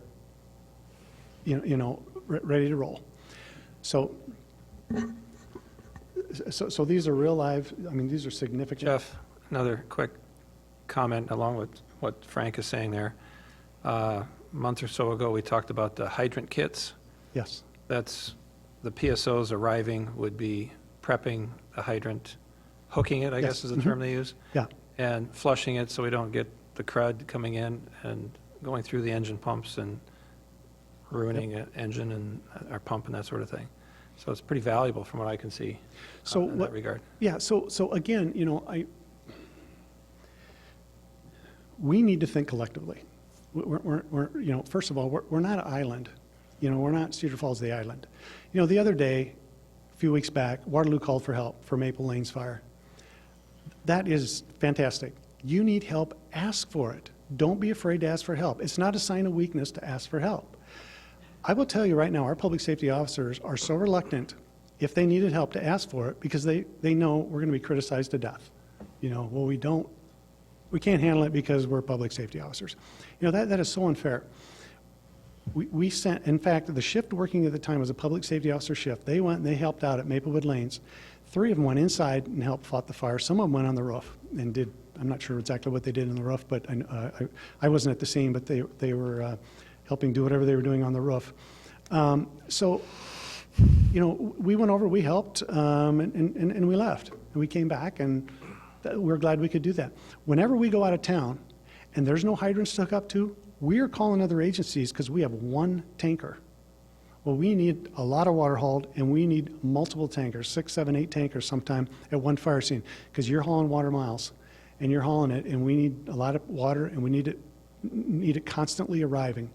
And so, it doesn't hurt to ask for help. We shouldn't feel that way. You look at what I talked about earlier. Was it Clive and Johnson have a joint fire department? Some of those other cities in Des Moines have what's called an auto aid. They handle their typical average call regularly, but when they have a structure fire, they automatically send 2 or 3 cities immediately to that. So, that's what we should be doing, thinking about efficiencies. And when we think about this, we need to be thinking about, the CAF system, the hydrant bag. What can we do to speed up the process? The hydrant bag, we just recently thought, actually one of the PSOs came up with this, says, I arrive at the scene, I know we're going to need a hydrant. It's quite obvious. We got a big fire. Wouldn't it be nice if I could take the cap off, open up the valve, flush that thing out, because you're supposed to flush it out before you ever hook up a fire truck, because if you don't, nothing may happen. Or if you ever seen utilities do that, or you ever seen it sometimes in the fire scene, that water is coming out brown, and there is rust and a whole bunch of debris in there that you want to flush out before it goes in the truck. Because we had, years ago, we had a firefighter forget that, and that caused a problem at a fire scene. And so you need to do that. So what we're doing is putting hydrant bags in the cars. So when the PSO gets there ahead of time, they can get that process done. So when the truck arrives and drops that hose off, they can hook it right up and be ready to go. They don't have to go to the truck, get the bag, open up the cap, flush it out, close it, hook up hook up the hose and then open it up, So it's just little things that we can do, and that was just, it was a few $1,000, or I think about $3,000, a little less than that, to equip every squad car with a hydrant flush bag. And unfortunately, we got a complaint, we wasted money. But, there's little things that we think about that just give us a little advantage, and that's what we should be doing as a public safety department. So what I got here, this is an organizational chart of the past, several years past. No public safety officers whatsoever. I know it's difficult to see, but it just shows a separate police and fire department. What we have here is current. It may not be that easy to read either, but what you'll see is a mix of police officers, public safety officers, firefighters, as well as all the supervisors mixed in. That's where we currently sit. What we have here is the future. This is 100% public safety officers. So what we've been doing is, through attrition, since 2016, we hire all public safety officers. So I want to, when we first started, we had POCs, just didn't work. Then we moved into PSOs. We had a few more arriving at the fire scene to help. Maybe instead of 7, we had 8 or 9. And as we have more PSOs, we have more arriving at the fire scene in significant numbers, and we'll even have a few more as we add more PSOs. Also, those PSOs working the fire side are extremely helpful on the police side for doing all those different duties that I listed, and also being available to help on certain times when we need help. Friday and Saturday nights, particularly spring and summer. They can come in and they can work those police shifts and help out. This is the direction we're headed. This model allows for more efficiencies. The police side, the fire side, more people. And one thing because we tend to focus on the fire side a lot, we have more police officers on the police patrol helping us with police calls. So hopefully our response is better. Our numbers are a little bit higher there too. So one of the advantages to this model is we didn't add staff, but we've already increased the number of people arriving at fire calls, and we have more people on the police shifts able to respond to police calls. As this city grows, now crime and fires are going down. We're very fortunate. That's great. But as time goes on, if fire calls or if police calls were to increase, and as the city grows, you would expect to see more calls. You won't see me coming forward and saying, hey, you know what, I need a couple more cops, a couple more firefighters. Because calls are going, the city's growing, because we've already done that. Without adding staff, we've already done that. So in the future, you're going to save a significant amount of money by not having your public safety officials coming forward and saying, we need more help. We did I didn't do it, finance did, just this little financial study. And they said, okay, so what is the value of that? What is the value of these increased people? What would it cost to staff similar? And actually, it was similar to maybe 6 months or a year ago, not now, because as these numbers grow, we see higher numbers responding. But what would it cost? And their figure was about $2 million a year. So if you were to separate police and fire, and you were to add a few more firefighters and a few more police officers so we could at least be similar to what we are now, it'd be at least $2 million a year. But you know what? My statement to you is, you would have more downtime, you would have less efficiency. So does the taxpayer want to pay more money for less efficiency and fewer responding to their emergency calls? I'm going to guess no. This model provides for more people, more staffing, better use of that downtime for significantly less. So I probably said this a million times, but I just want to recap this. More firefighters running at the scene, almost twice as many as we've had in the past. More police officers on each shift responding to police calls. Firefighters helping on the police side during downtime, which leaves those police officers on the street. Can you imagine a Saturday night, we got a lot of calls rolling in, police officers responding to calls, someone comes to the front desk, or you have other duties that need to be done. You don't want to call those police officers off the street. You can have a fire PSO go help with those duties. It's a cost-effective model providing more service for less of separate departments. $2 million would be a significant increase. So, public safety model options. Full implementation of the public safety model allows for more responding at less cost, more efficient use of the employees. Modify the public safety model. There may be some modifications we could do. When we analyze it and make little tweaks here and there, I don't know what that would be, but someone could certainly say, hey, there's a way to modify this. Or we could return to a separate police and fire department, which would have significantly less responders and more costs. So as we move forward, we are moving towards this full implementation of the public safety model. We want to keep hiring public safety officers. It's working well for us. I can't go back in the number of years, a few years, I guess you should say, that we've been doing that it has caused a problem. In fact, it's solved problems. It's helped with responses. So that's all I have. Okay, thank you. The City Council will now have the opportunity to discuss the presentation and to consider the possible next steps for how the model is implemented, as Director Olson had noted. I'll just reiterate that generally in a work session, no formal votes are taken.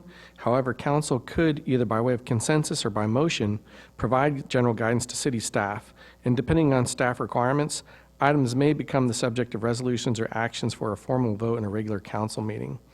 I'll allow free discussion about anything pertinent to the validity and effectiveness of the PSO model itself, but I would caution the council not to engage in attacks against persons or groups of people.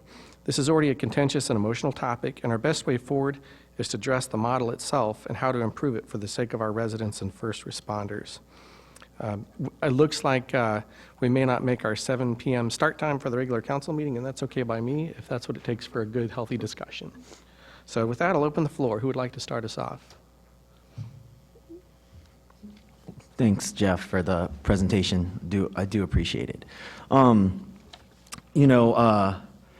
not going to try to debate, that separate's better. We've all heard the debates. We've all, talked about it ad nauseum and everything. What I will say is that the presentation was nice. We could bring someone in to do a presentation and kind of to counter it. But at the end of the day, I've been approached by citizens, I've been approached by firefighters, I've been approached by police officers, and that have concerns that the retention rate is not great, that the budget's up 24.8%. New companies and new businesses that implement new programs, they generally check in on them and do things. And so I feel like one thing we're doing as a city is we're not allowing the discussion. I feel that we should open this discussion up further and make sure that we take a lot of time to discuss what we really want to do going forward. I feel we owe it to the citizens, we owe it to the firefighters. I can't tell you, when someone comes up to me that works the job, that says retention rate on training, it's not there. I don't feel safe. I take that very seriously, and I think that we need to have a panel of experts and further discuss this very seriously. Can I comment on that or not? You can. Okay. Yeah, so what we do is there's different levels. We do different training. What we did this year for the first time is we created a training committee, and this committee put together training for all of 2020 because we had discussions about last year's training. What worked well, what was pertinent, what didn't. So we're always making improvements to the training. You have different individuals that learn at different levels. Some are pretty quick, and some aren't as quick. So some may take more training than others. When you are a public safety officer on the police side, there's certain things that we don't even teach you. We're not going to teach you how to drive a truck or how to pump. Now, there's a few we're going to, but most we won't yet at this point.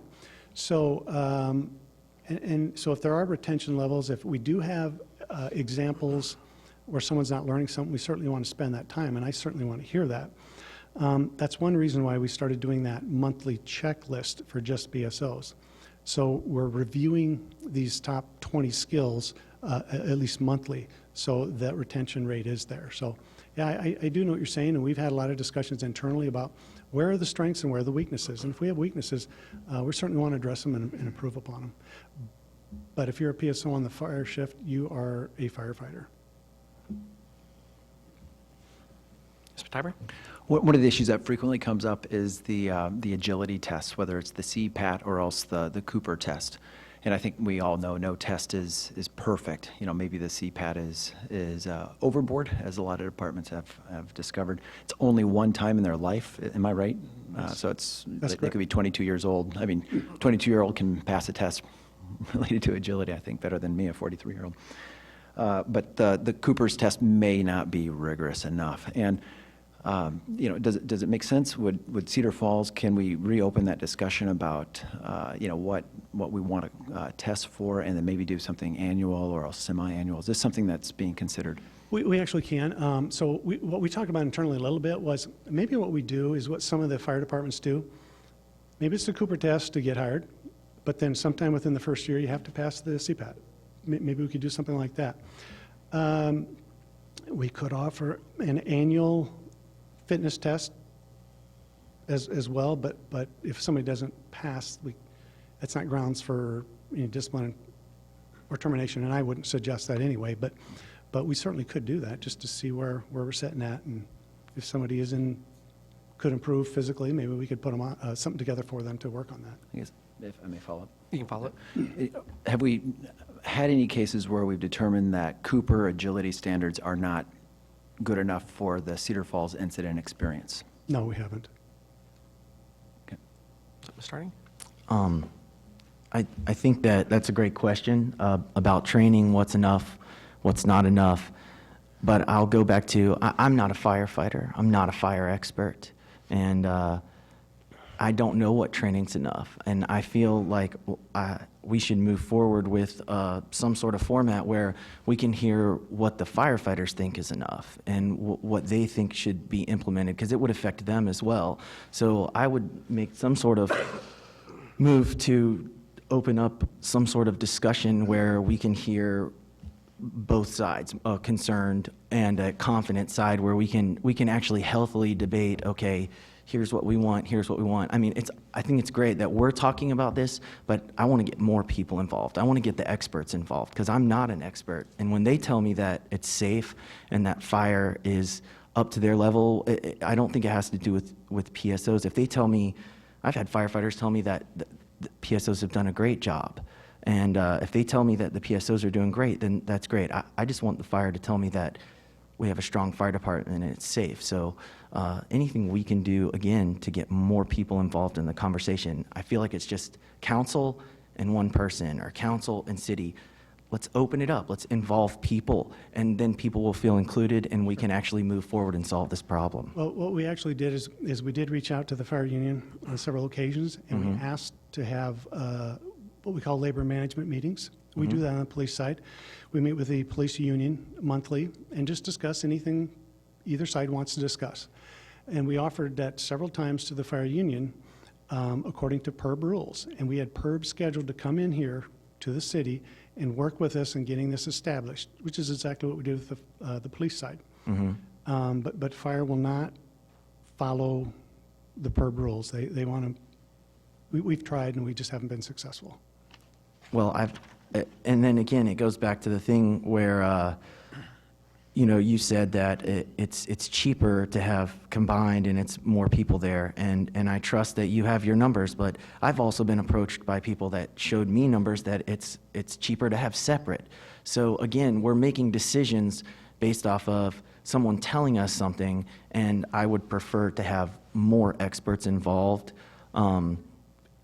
And I wasn't privy to why the union didn't show up or why they wouldn't do this, and that's a union issue, but I have no doubt in my mind that multiple fire experts would show up and talk at a thing if we involved them more. I'm confident they would, because they've told me they would. Also, we've done multiple studies on parking and ISO. I respect the ISO rating, but it's 40% based on water. It has nothing to do with training or retention or anything. I think we owe it to our citizens to open up to possibly a 2-3 month study of what's working for us, what's not working for us, how can we make it better, possibly a survey anonymously of employees. If we ignore that there are concerns, then we're going to continue down this same path.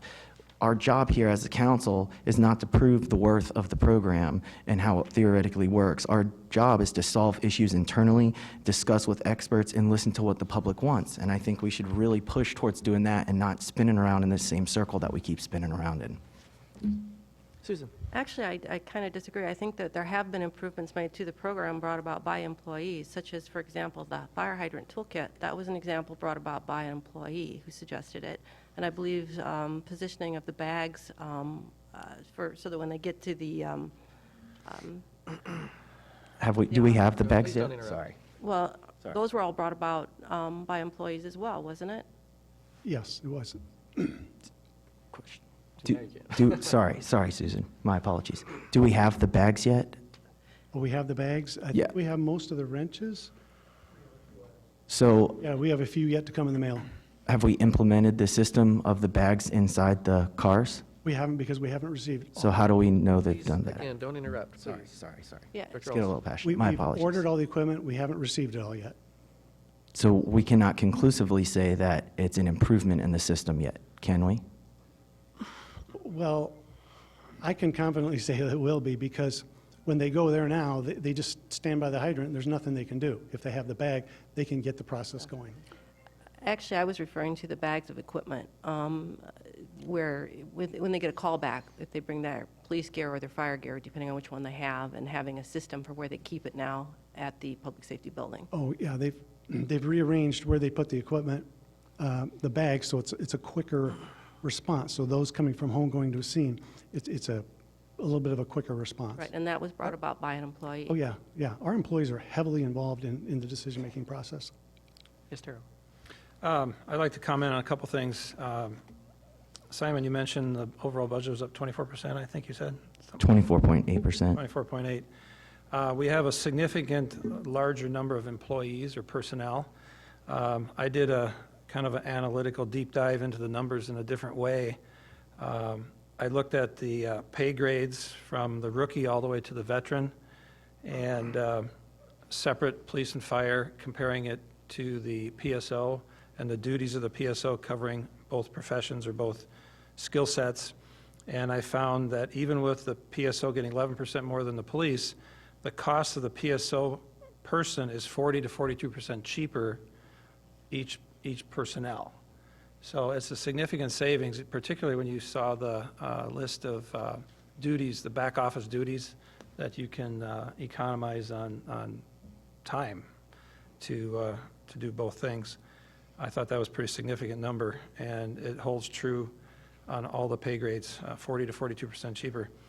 To the comment about the ISO not looking at training, and I'm looking at the 15 different components of it, and 4 of them discuss company personnel and training and deployment analysis, which represents about 30% of the fire department component. So I think that's a significant amount that's being analyzed already in this by this firm that's an outside firm that does this nationwide. So I feel comfortable that it's doing what it's supposed to do in analyzing our department. Mark, do you have a statement? Yeah, a couple things. I guess to the point, I mean, I believe Chief Olson has tried to work with the fire union, asking numerous times to sit down and discuss this and find ways to work together. There is an absolute unwillingness to work there, as seen by declines to work within the program to come up with solutions here. And I guess I take it a little bit, I think it is our job to question staff at every corner that we can, but one of the best finance directors in the state is not just somebody throwing out a number that might be true and might not be true. So I tend to disagree there. For Chief Olson, he's been sitting in this job, this is his career. For a public works director, how many years of schooling do they have? They're not just somebody saying, here's a number. So I think we gotta give them a little bit of credit in their roles in this community for the position that we're in all of the things we're trying to walk through every day. Mr. Harding? I definitely respect the director and Jennifer. She's been teaching me quite a bit about the budget, which I'm always interested in. Again, it's also our job to represent the people. And I feel like we have not done a very intensive study of this program at all that's drastically changed. And I respect that ISO takes the records of training, but they don't directly talk with the employees or check the retention of their training. There are a lot of things that I feel like we could sit down and work through together and make better. Again, I've not been privy to the union talks, and maybe I am an idealist in some, but from watching this over the years and from being involved, I feel like we are not as open as a council as we should be. That's all. I'm just asking and requesting that we possibly make a conversation that would make more people feel included and go that route rather than constantly just telling them why this is better. Let's prove it. Let's prove it to them that it's better. Yeah, this is a work session too, so typically I wouldn't interject in a regular council meeting. Since it is more of a discussion, I want to say that as a council member, my big concern was the fact that sometimes I would find out things in public. It wasn't that it was a council decision, but that it was basically brought forward from staff and was implemented. And there were times when I thought council should have had a say in the direction, not to micromanage the staff, but just to basically sign off, just like we do with the budget and so many other aspects of city governance, just to know that the buck does stop with us on council. And so for tonight, I didn't get a chance to see the presentation before it was presented tonight, and I have to say this is the first time that it's come to my attention that there was going to be no traditional firefighters in the future. That slide is a confirmation that the plan is to change out completely to a all PSO model. That's serious. That's a change from what I thought the model was, and from what was told in past council meetings, where when I brought up on council my concerns about the original org chart, where it said all PSOs, it was said by city staff that there will always be a place for traditional firefighters. Well, that doesn't seem to be true. It's different. A decision was made, and I've heard sometimes from council members that sometimes maybe it's the communication. There's been gaps in that. This may be one of those cases, but these are the reasons why I would really like to see a plan. I'll just take a 3-year plan going forward, but just to know and have council sign off on what these major decisions are going to be. And I'll stop pontificating. Mr. Mayor. I was kind of worried when I saw that we only retained the PSOs for 3 years and then they rotated back to be police officers. If I had what I'd like, and I know that differs from what these other people would like, and I respect all of their decisions, but my decision would be to hire those kids who come right out of Hawkeye Tech, because those kids want to just be firemen. And the old firemen will be glad to teach the young firemen just as they had learned. And I know there's a lot of friction going on, but if we have a full team of firefighters, and then if things are too big for the 30, because we have about 15 now of older experienced people, and if we got 15 young guys that we don't have to always retrain, and we don't have to teach them how to climb up on a ladder and all these other crazy things, I think we'd all be much better off with 15, and if something's real bad, we'll call in the ones that are off duty, but then we'd have these PSOs, because I'm all for training everybody as much as we can.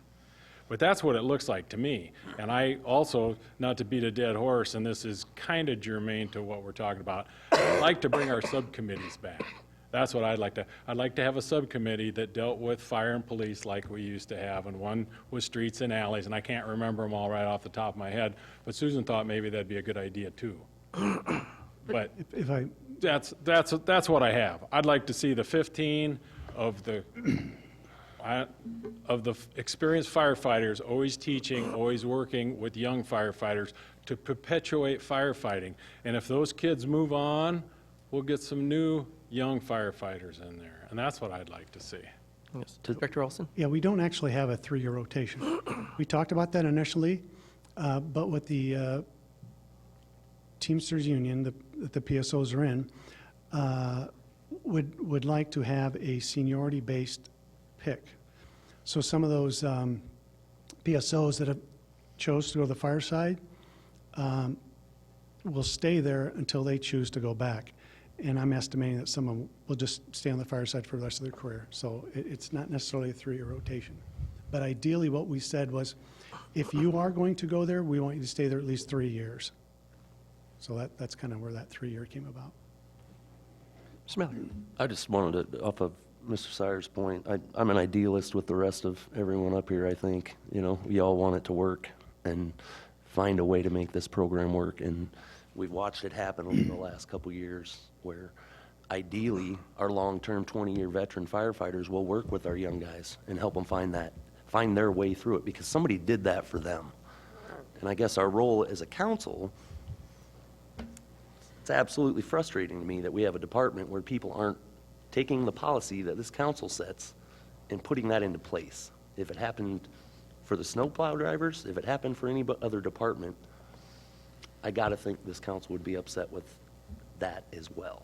So we set the policy, and we're getting pushback all over the place on it. So I share the idealism in this. I had hoped, Councilman Dara and I, penned a Courier article asking, step into this program with us.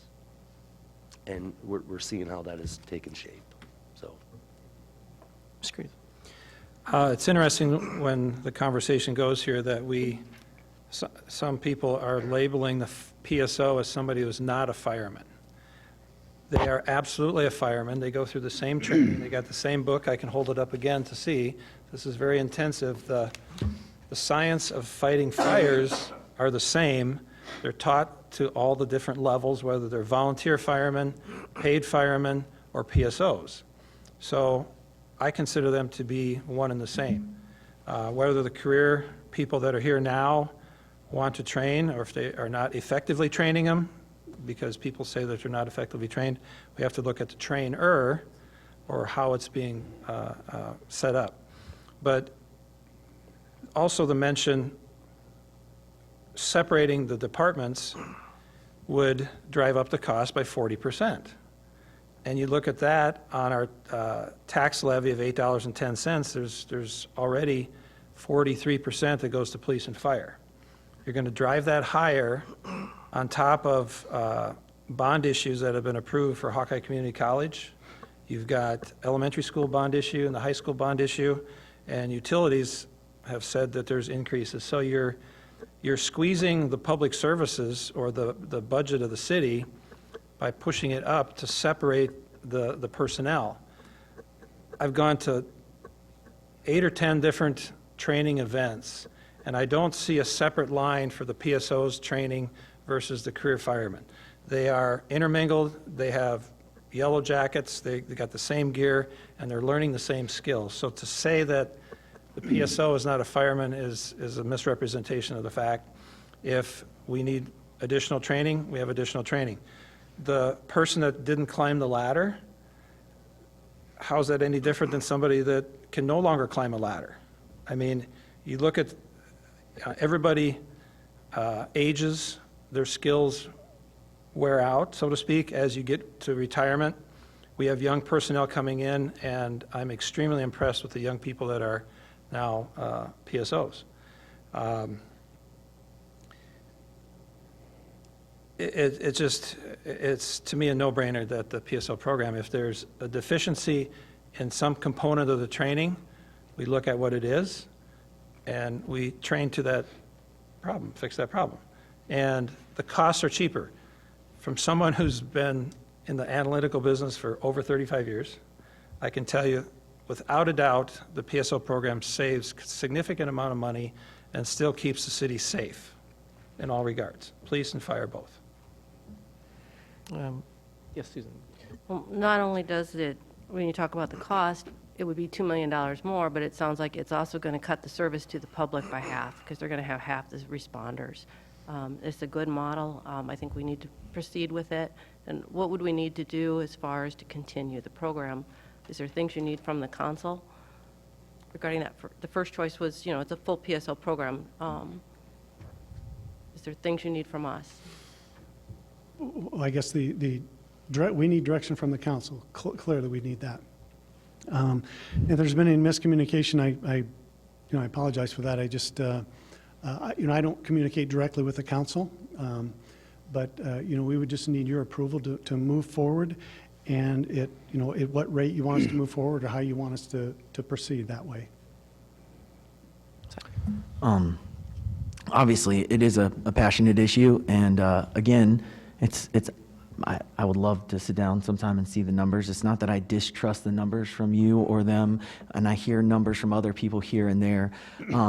I do think as a council, if this program is the best way to go, it's our job to really prove it to people. And I think opening up, again, a discussion with experts and allowing these things to come out and will help us work towards whichever direction we go.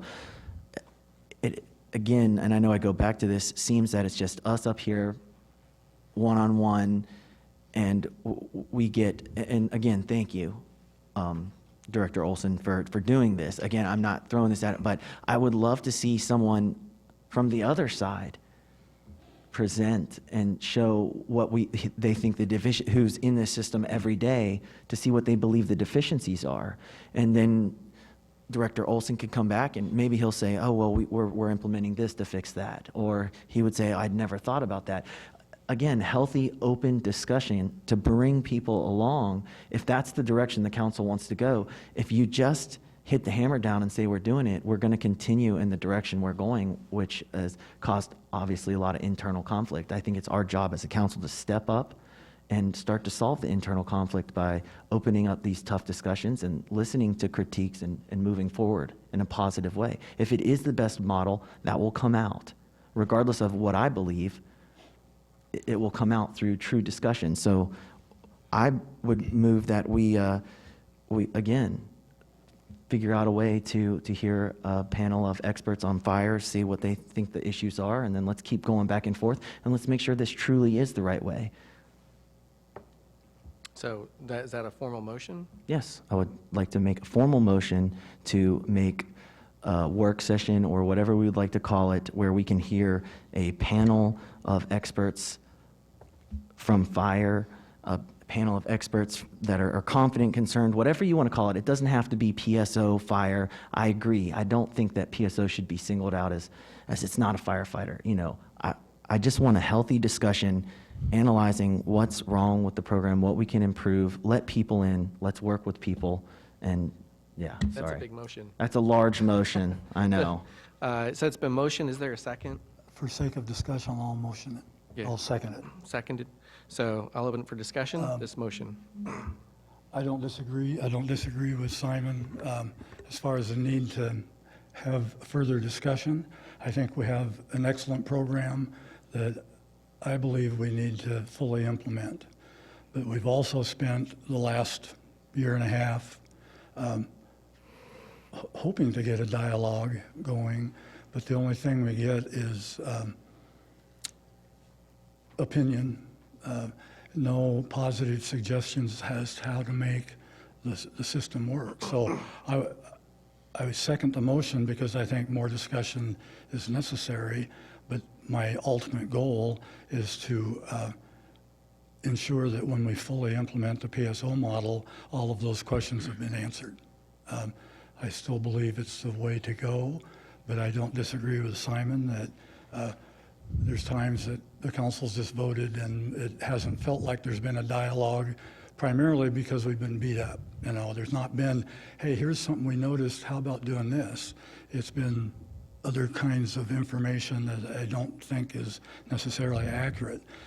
If we get people, if we're going to continue the discussion, I want people that have concerns to come with some positive ideas as to how to rectify those concerns.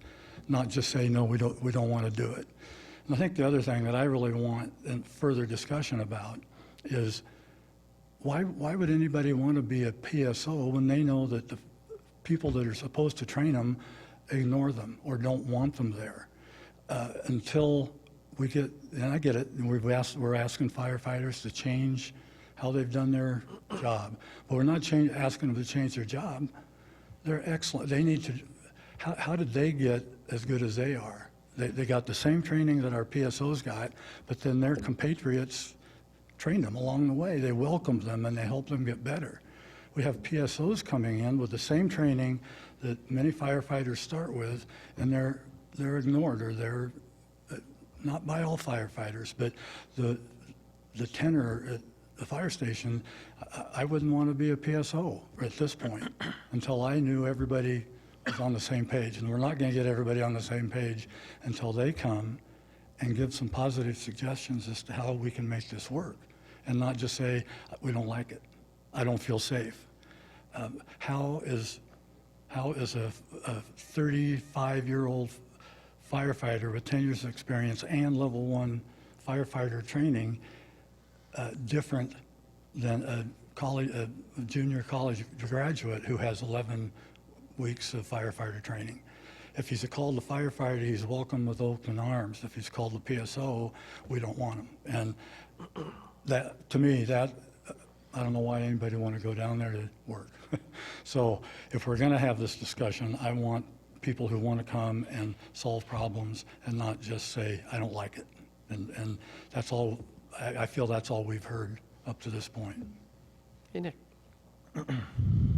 I think we're always open, and in fact, I think that's one of the hallmarks of our organization. We talked about it before, about continuous improvement. That's what we're striving for in this program. We're in our 5th year of implementation, and it gets better every single year, and it's partly because we put our trust in professionals like Director Olson and Chief Bostwick. To say that we don't have that process today, I think is a little bit disingenuous. Our professional staff and I'll say all of our employees are fully committed to perfecting and delivering our model. I think our challenges as a council is, how do we use resources, and how do we make sure that we are providing the best possible services? And I don't know if that discussion really gets us there, because I've heard too many times that both sides. We should be unified in a goal to deliver the maximum amount of safety. I don't care if it's a fire incident. I don't care if it's a police incident. I want it covered, and I want it to be resourced appropriately, and I want people that are responding to be properly trained, and I think this program does it. I don't need, if we continue this, it just becomes a political debate. And right now we have, I believe, 2 employee groups that are like oil and water, cats and dogs. They're not willing to get along. I'm going to put more blame on one side than the other. I don't need to say which side it is. But we know why this doesn't work, okay? Or what feels broken right now. And I think that's the elephant in the room that needs to be addressed. Starting. Well, if you still have to talk to them. We have to work through it regardless. I think that the firefighters will step up and come and talk, and I think that we can hear their concerns.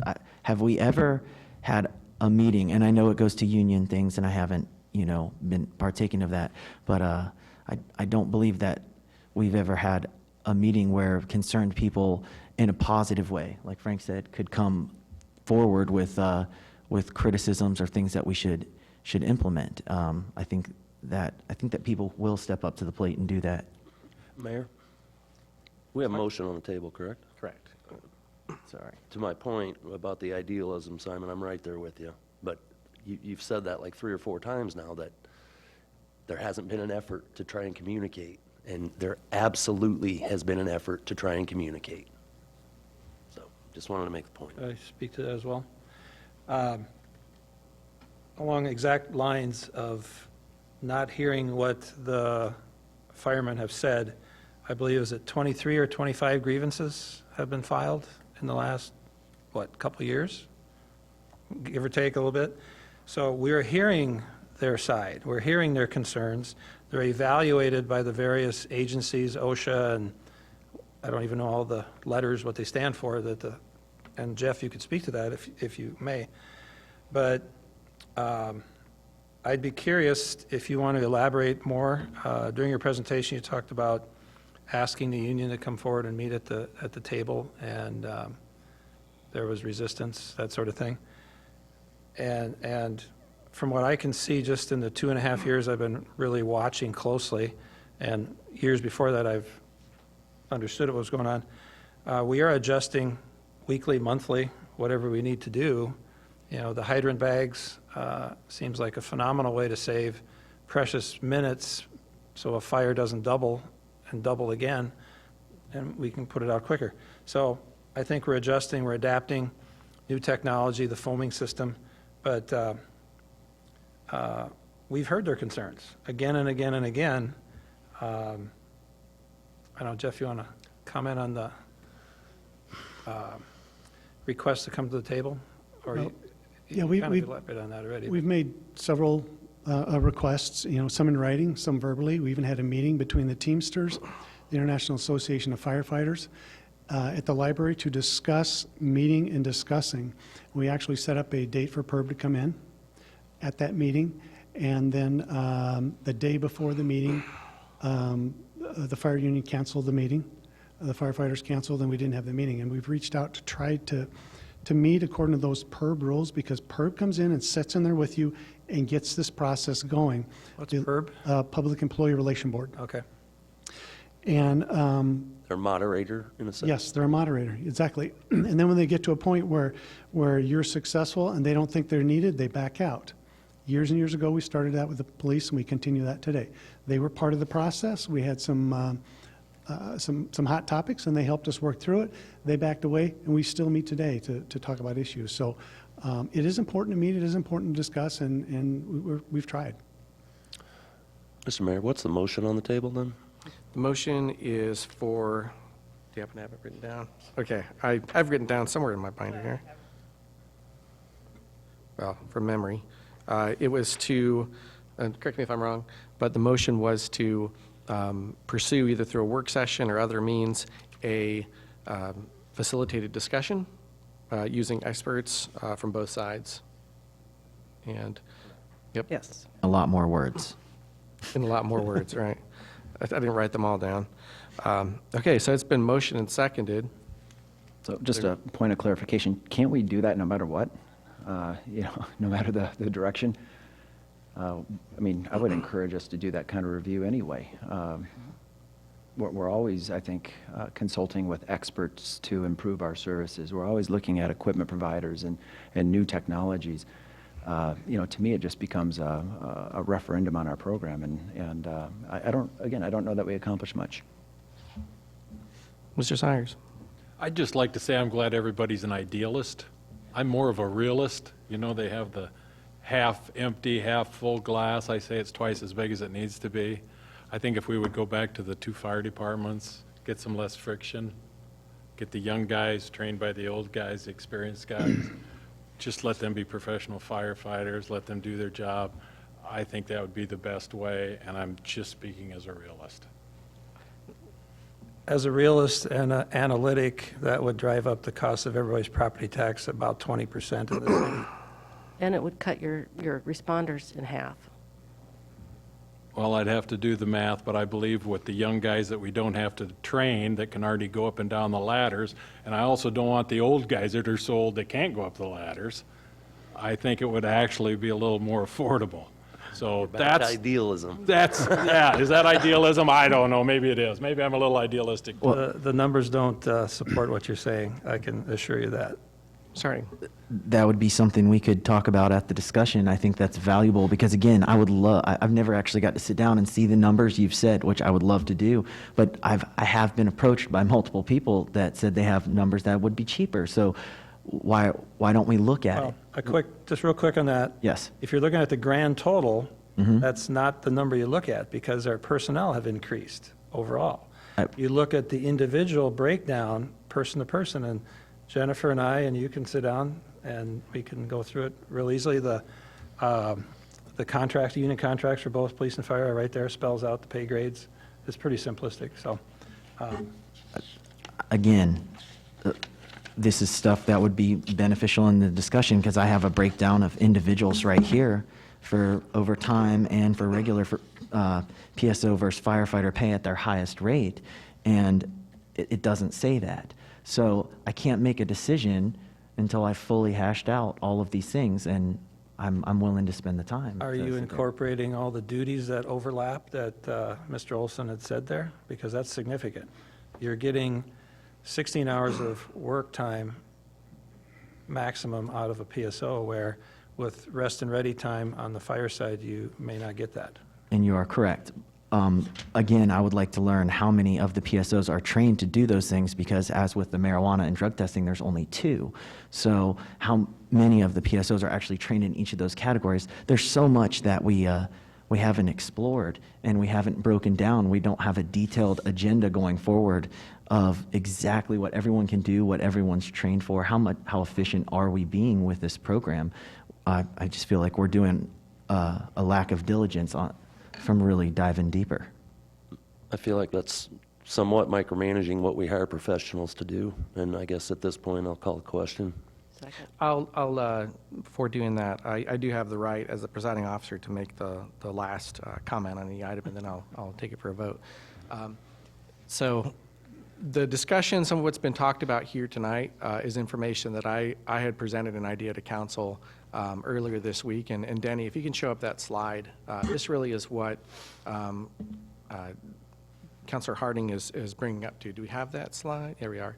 So this is a much simpler version of just an idea that I brought forward to the Public Safety Director and to Mr. Gaines, and also with some union reps, to see that my sense is we could get through this issue, to talk through it, not to make everyone happy, but to fully vet what the concerns are in 6 work sessions. First one's tonight. It's this the status work session, the update. And what Mr. Harding's talking about is a expert forum or a panel that might occur in one day, potentially over 2 days, that wouldn't have to be decided tonight. But just the sense of having sort of the pros and cons, the concerns and the confidence to come together and just give both of their sides. Basically, for the confidence, it'd be similar to what happened tonight. But I personally would like to hear the other side as well. So this would give the opportunity to do that. And then that number 3 brings it into a special council meeting where, based on both of those sides, we have the next steps. And then in small, on the bottom right, you go into 4, 5, and 6, which is updates at 6 months, 12 months, and 18 months, which brings us into the elections for the next period. That's November 2021. Part of that is to have an anonymous Public Safety Department staff survey, which costs about $2,000. And along with that, potentially have solicitation of written questions from the public, and those would go into that expert forum. So I'll just interject that's I think still matching with the idea of that motion, but just to know that it's not something that's just been considered tonight, but actually has had a lot of thought and work put into that. So thank you. Mayor, are you presenting this as part of Simon's motion then, just for clarity? It's about similar. Okay. So with that, Could you put that back up again? I like the title. What improvements are needed in the public safety model? To me, that indicates that there's agreement that we're moving forward with some iteration of the public safety model. And it also intimates that all parties will come looking for solutions, not adding problems, but looking for solutions. I'm with you. Let's strike that top off of there. so that's. Oh, I wasn't saying.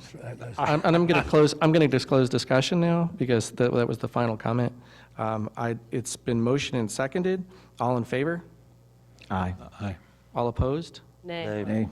So I'll take a show of hands Of what? if Yeses, in nos? favor. In favor? Well, so For those we in were favor of the voting on motion? that as opposed to his, that was. That was the his- motion. My motion was his motion. essentially to do that, to have it open up a discussion, some sort of work I'm session. voting on his motion. I don't know. I guess, seems like we need a little more discussion about that. Okay. So I'll backtrack and just say for exactly what Councilor Harding had said. Further discussion? Further discussion. Okay. So backing it for further discussion. All in favor? Aye. Aye. All opposed? Nay. Nay. So that's 3. Any more nay? Okay. 4 nays, 3 ayes. So that motion fails. I'll make a motion, Mayor. Please.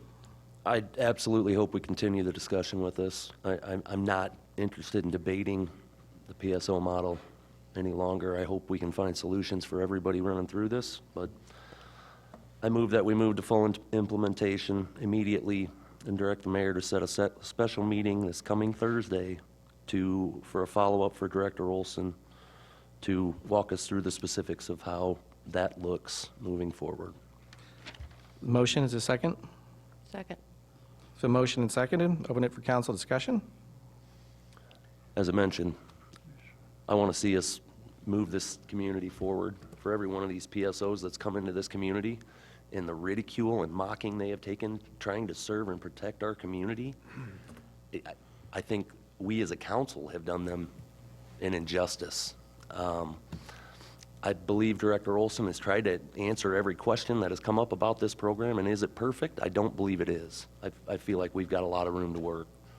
But considering the contention and the divisiveness throughout this community, I don't, and again, I come into this as an idealist too, I don't feel like there's a way we can navigate this program with the soft implementation. I think we have to go full PSO and move this program forward in order to help this community move on.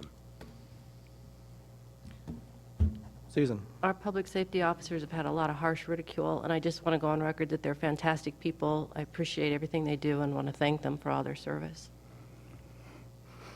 Starting. I obviously feel the opposite. I respect their opinion, but I just feel that it's tough to make improvements if we just automatically jump to full implementation without necessarily a detailed guideline. So I'm just going to voice that. And I also would like to say that I do apologize, Susan and Jeff, for interrupting you earlier. I have a question. Does that mean you're going to lay off the full-time firefighters then with a full implementation of PSOs? Is that what this is after? I'm just curious because as you guys know, I'm for a full-time firefighters and full-time police, two separate departments. That would be the necessity of the meeting on Thursday. Let's understand from Chief Olson what this looks like moving it forward. Question. So that would mean that we're literally voting on if we're going to fully implement this and everyone's going to be PSOs, you're going to force 14 employees to become PSOs or be terminated? I believe that's on Thursday. We're going to hear from Chief Olson as to how this can look moving forward. I have a question for Mr. Rogers. Would those be collective bargaining topics that we can't get into, though? Because that goes into reduction in staff. Well, the details of it, obviously part of the plan I would assume would be to comply with all applicable collective bargaining agreements, but I think the motion on the table is to direct Director Olson to come back with a plan to council. So council's not acting on a plan tonight, the way I understand the motion. And correct. I want to understand, I want to know from Chief Olson if however this moves forward, ultimately, that everyone in this community is safe. And what does it look like moving this program forward?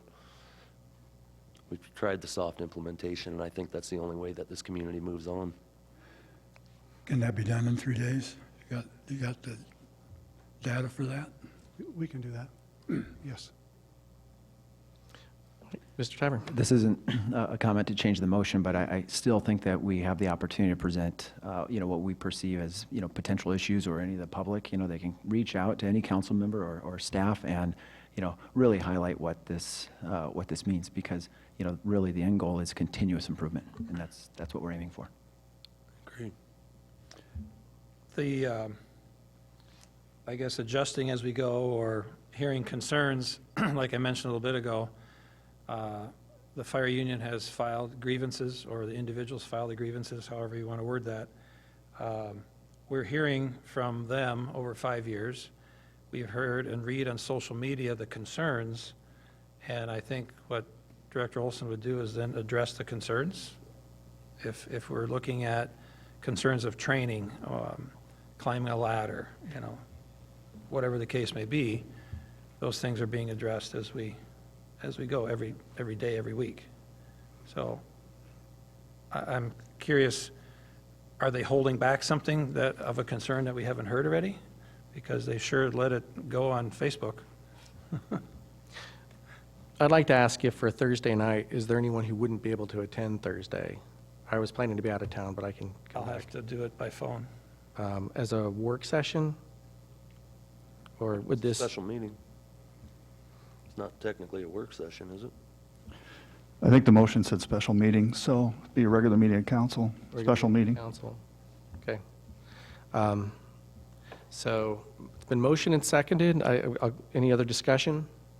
Okay. So the motion is to have a special meeting on Thursday night which directs Director Olson for full implementation of the PSO model, whatever that means. What that looks like, Right. what it can look like in terms of safety throughout the community, in terms of the department. Okay.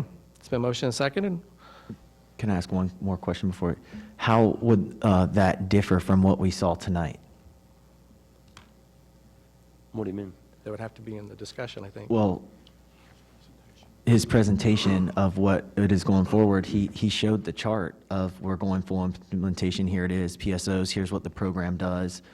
I guess I'm just wondering if we're voting on the motion of we're going full PSO and we want to see an update of what that means from, what new information are we going to be told, or is there new information? That's what has to be brought forward and put together in 3 days, I'm assuming. I mean, there's all sorts of variables to something like that. Staffing levels, are they enough? Does it change? There's all sorts of things that are implicated in that. So I think it's worthy of a special meeting, and I think we need to hear it out. So motion is seconded.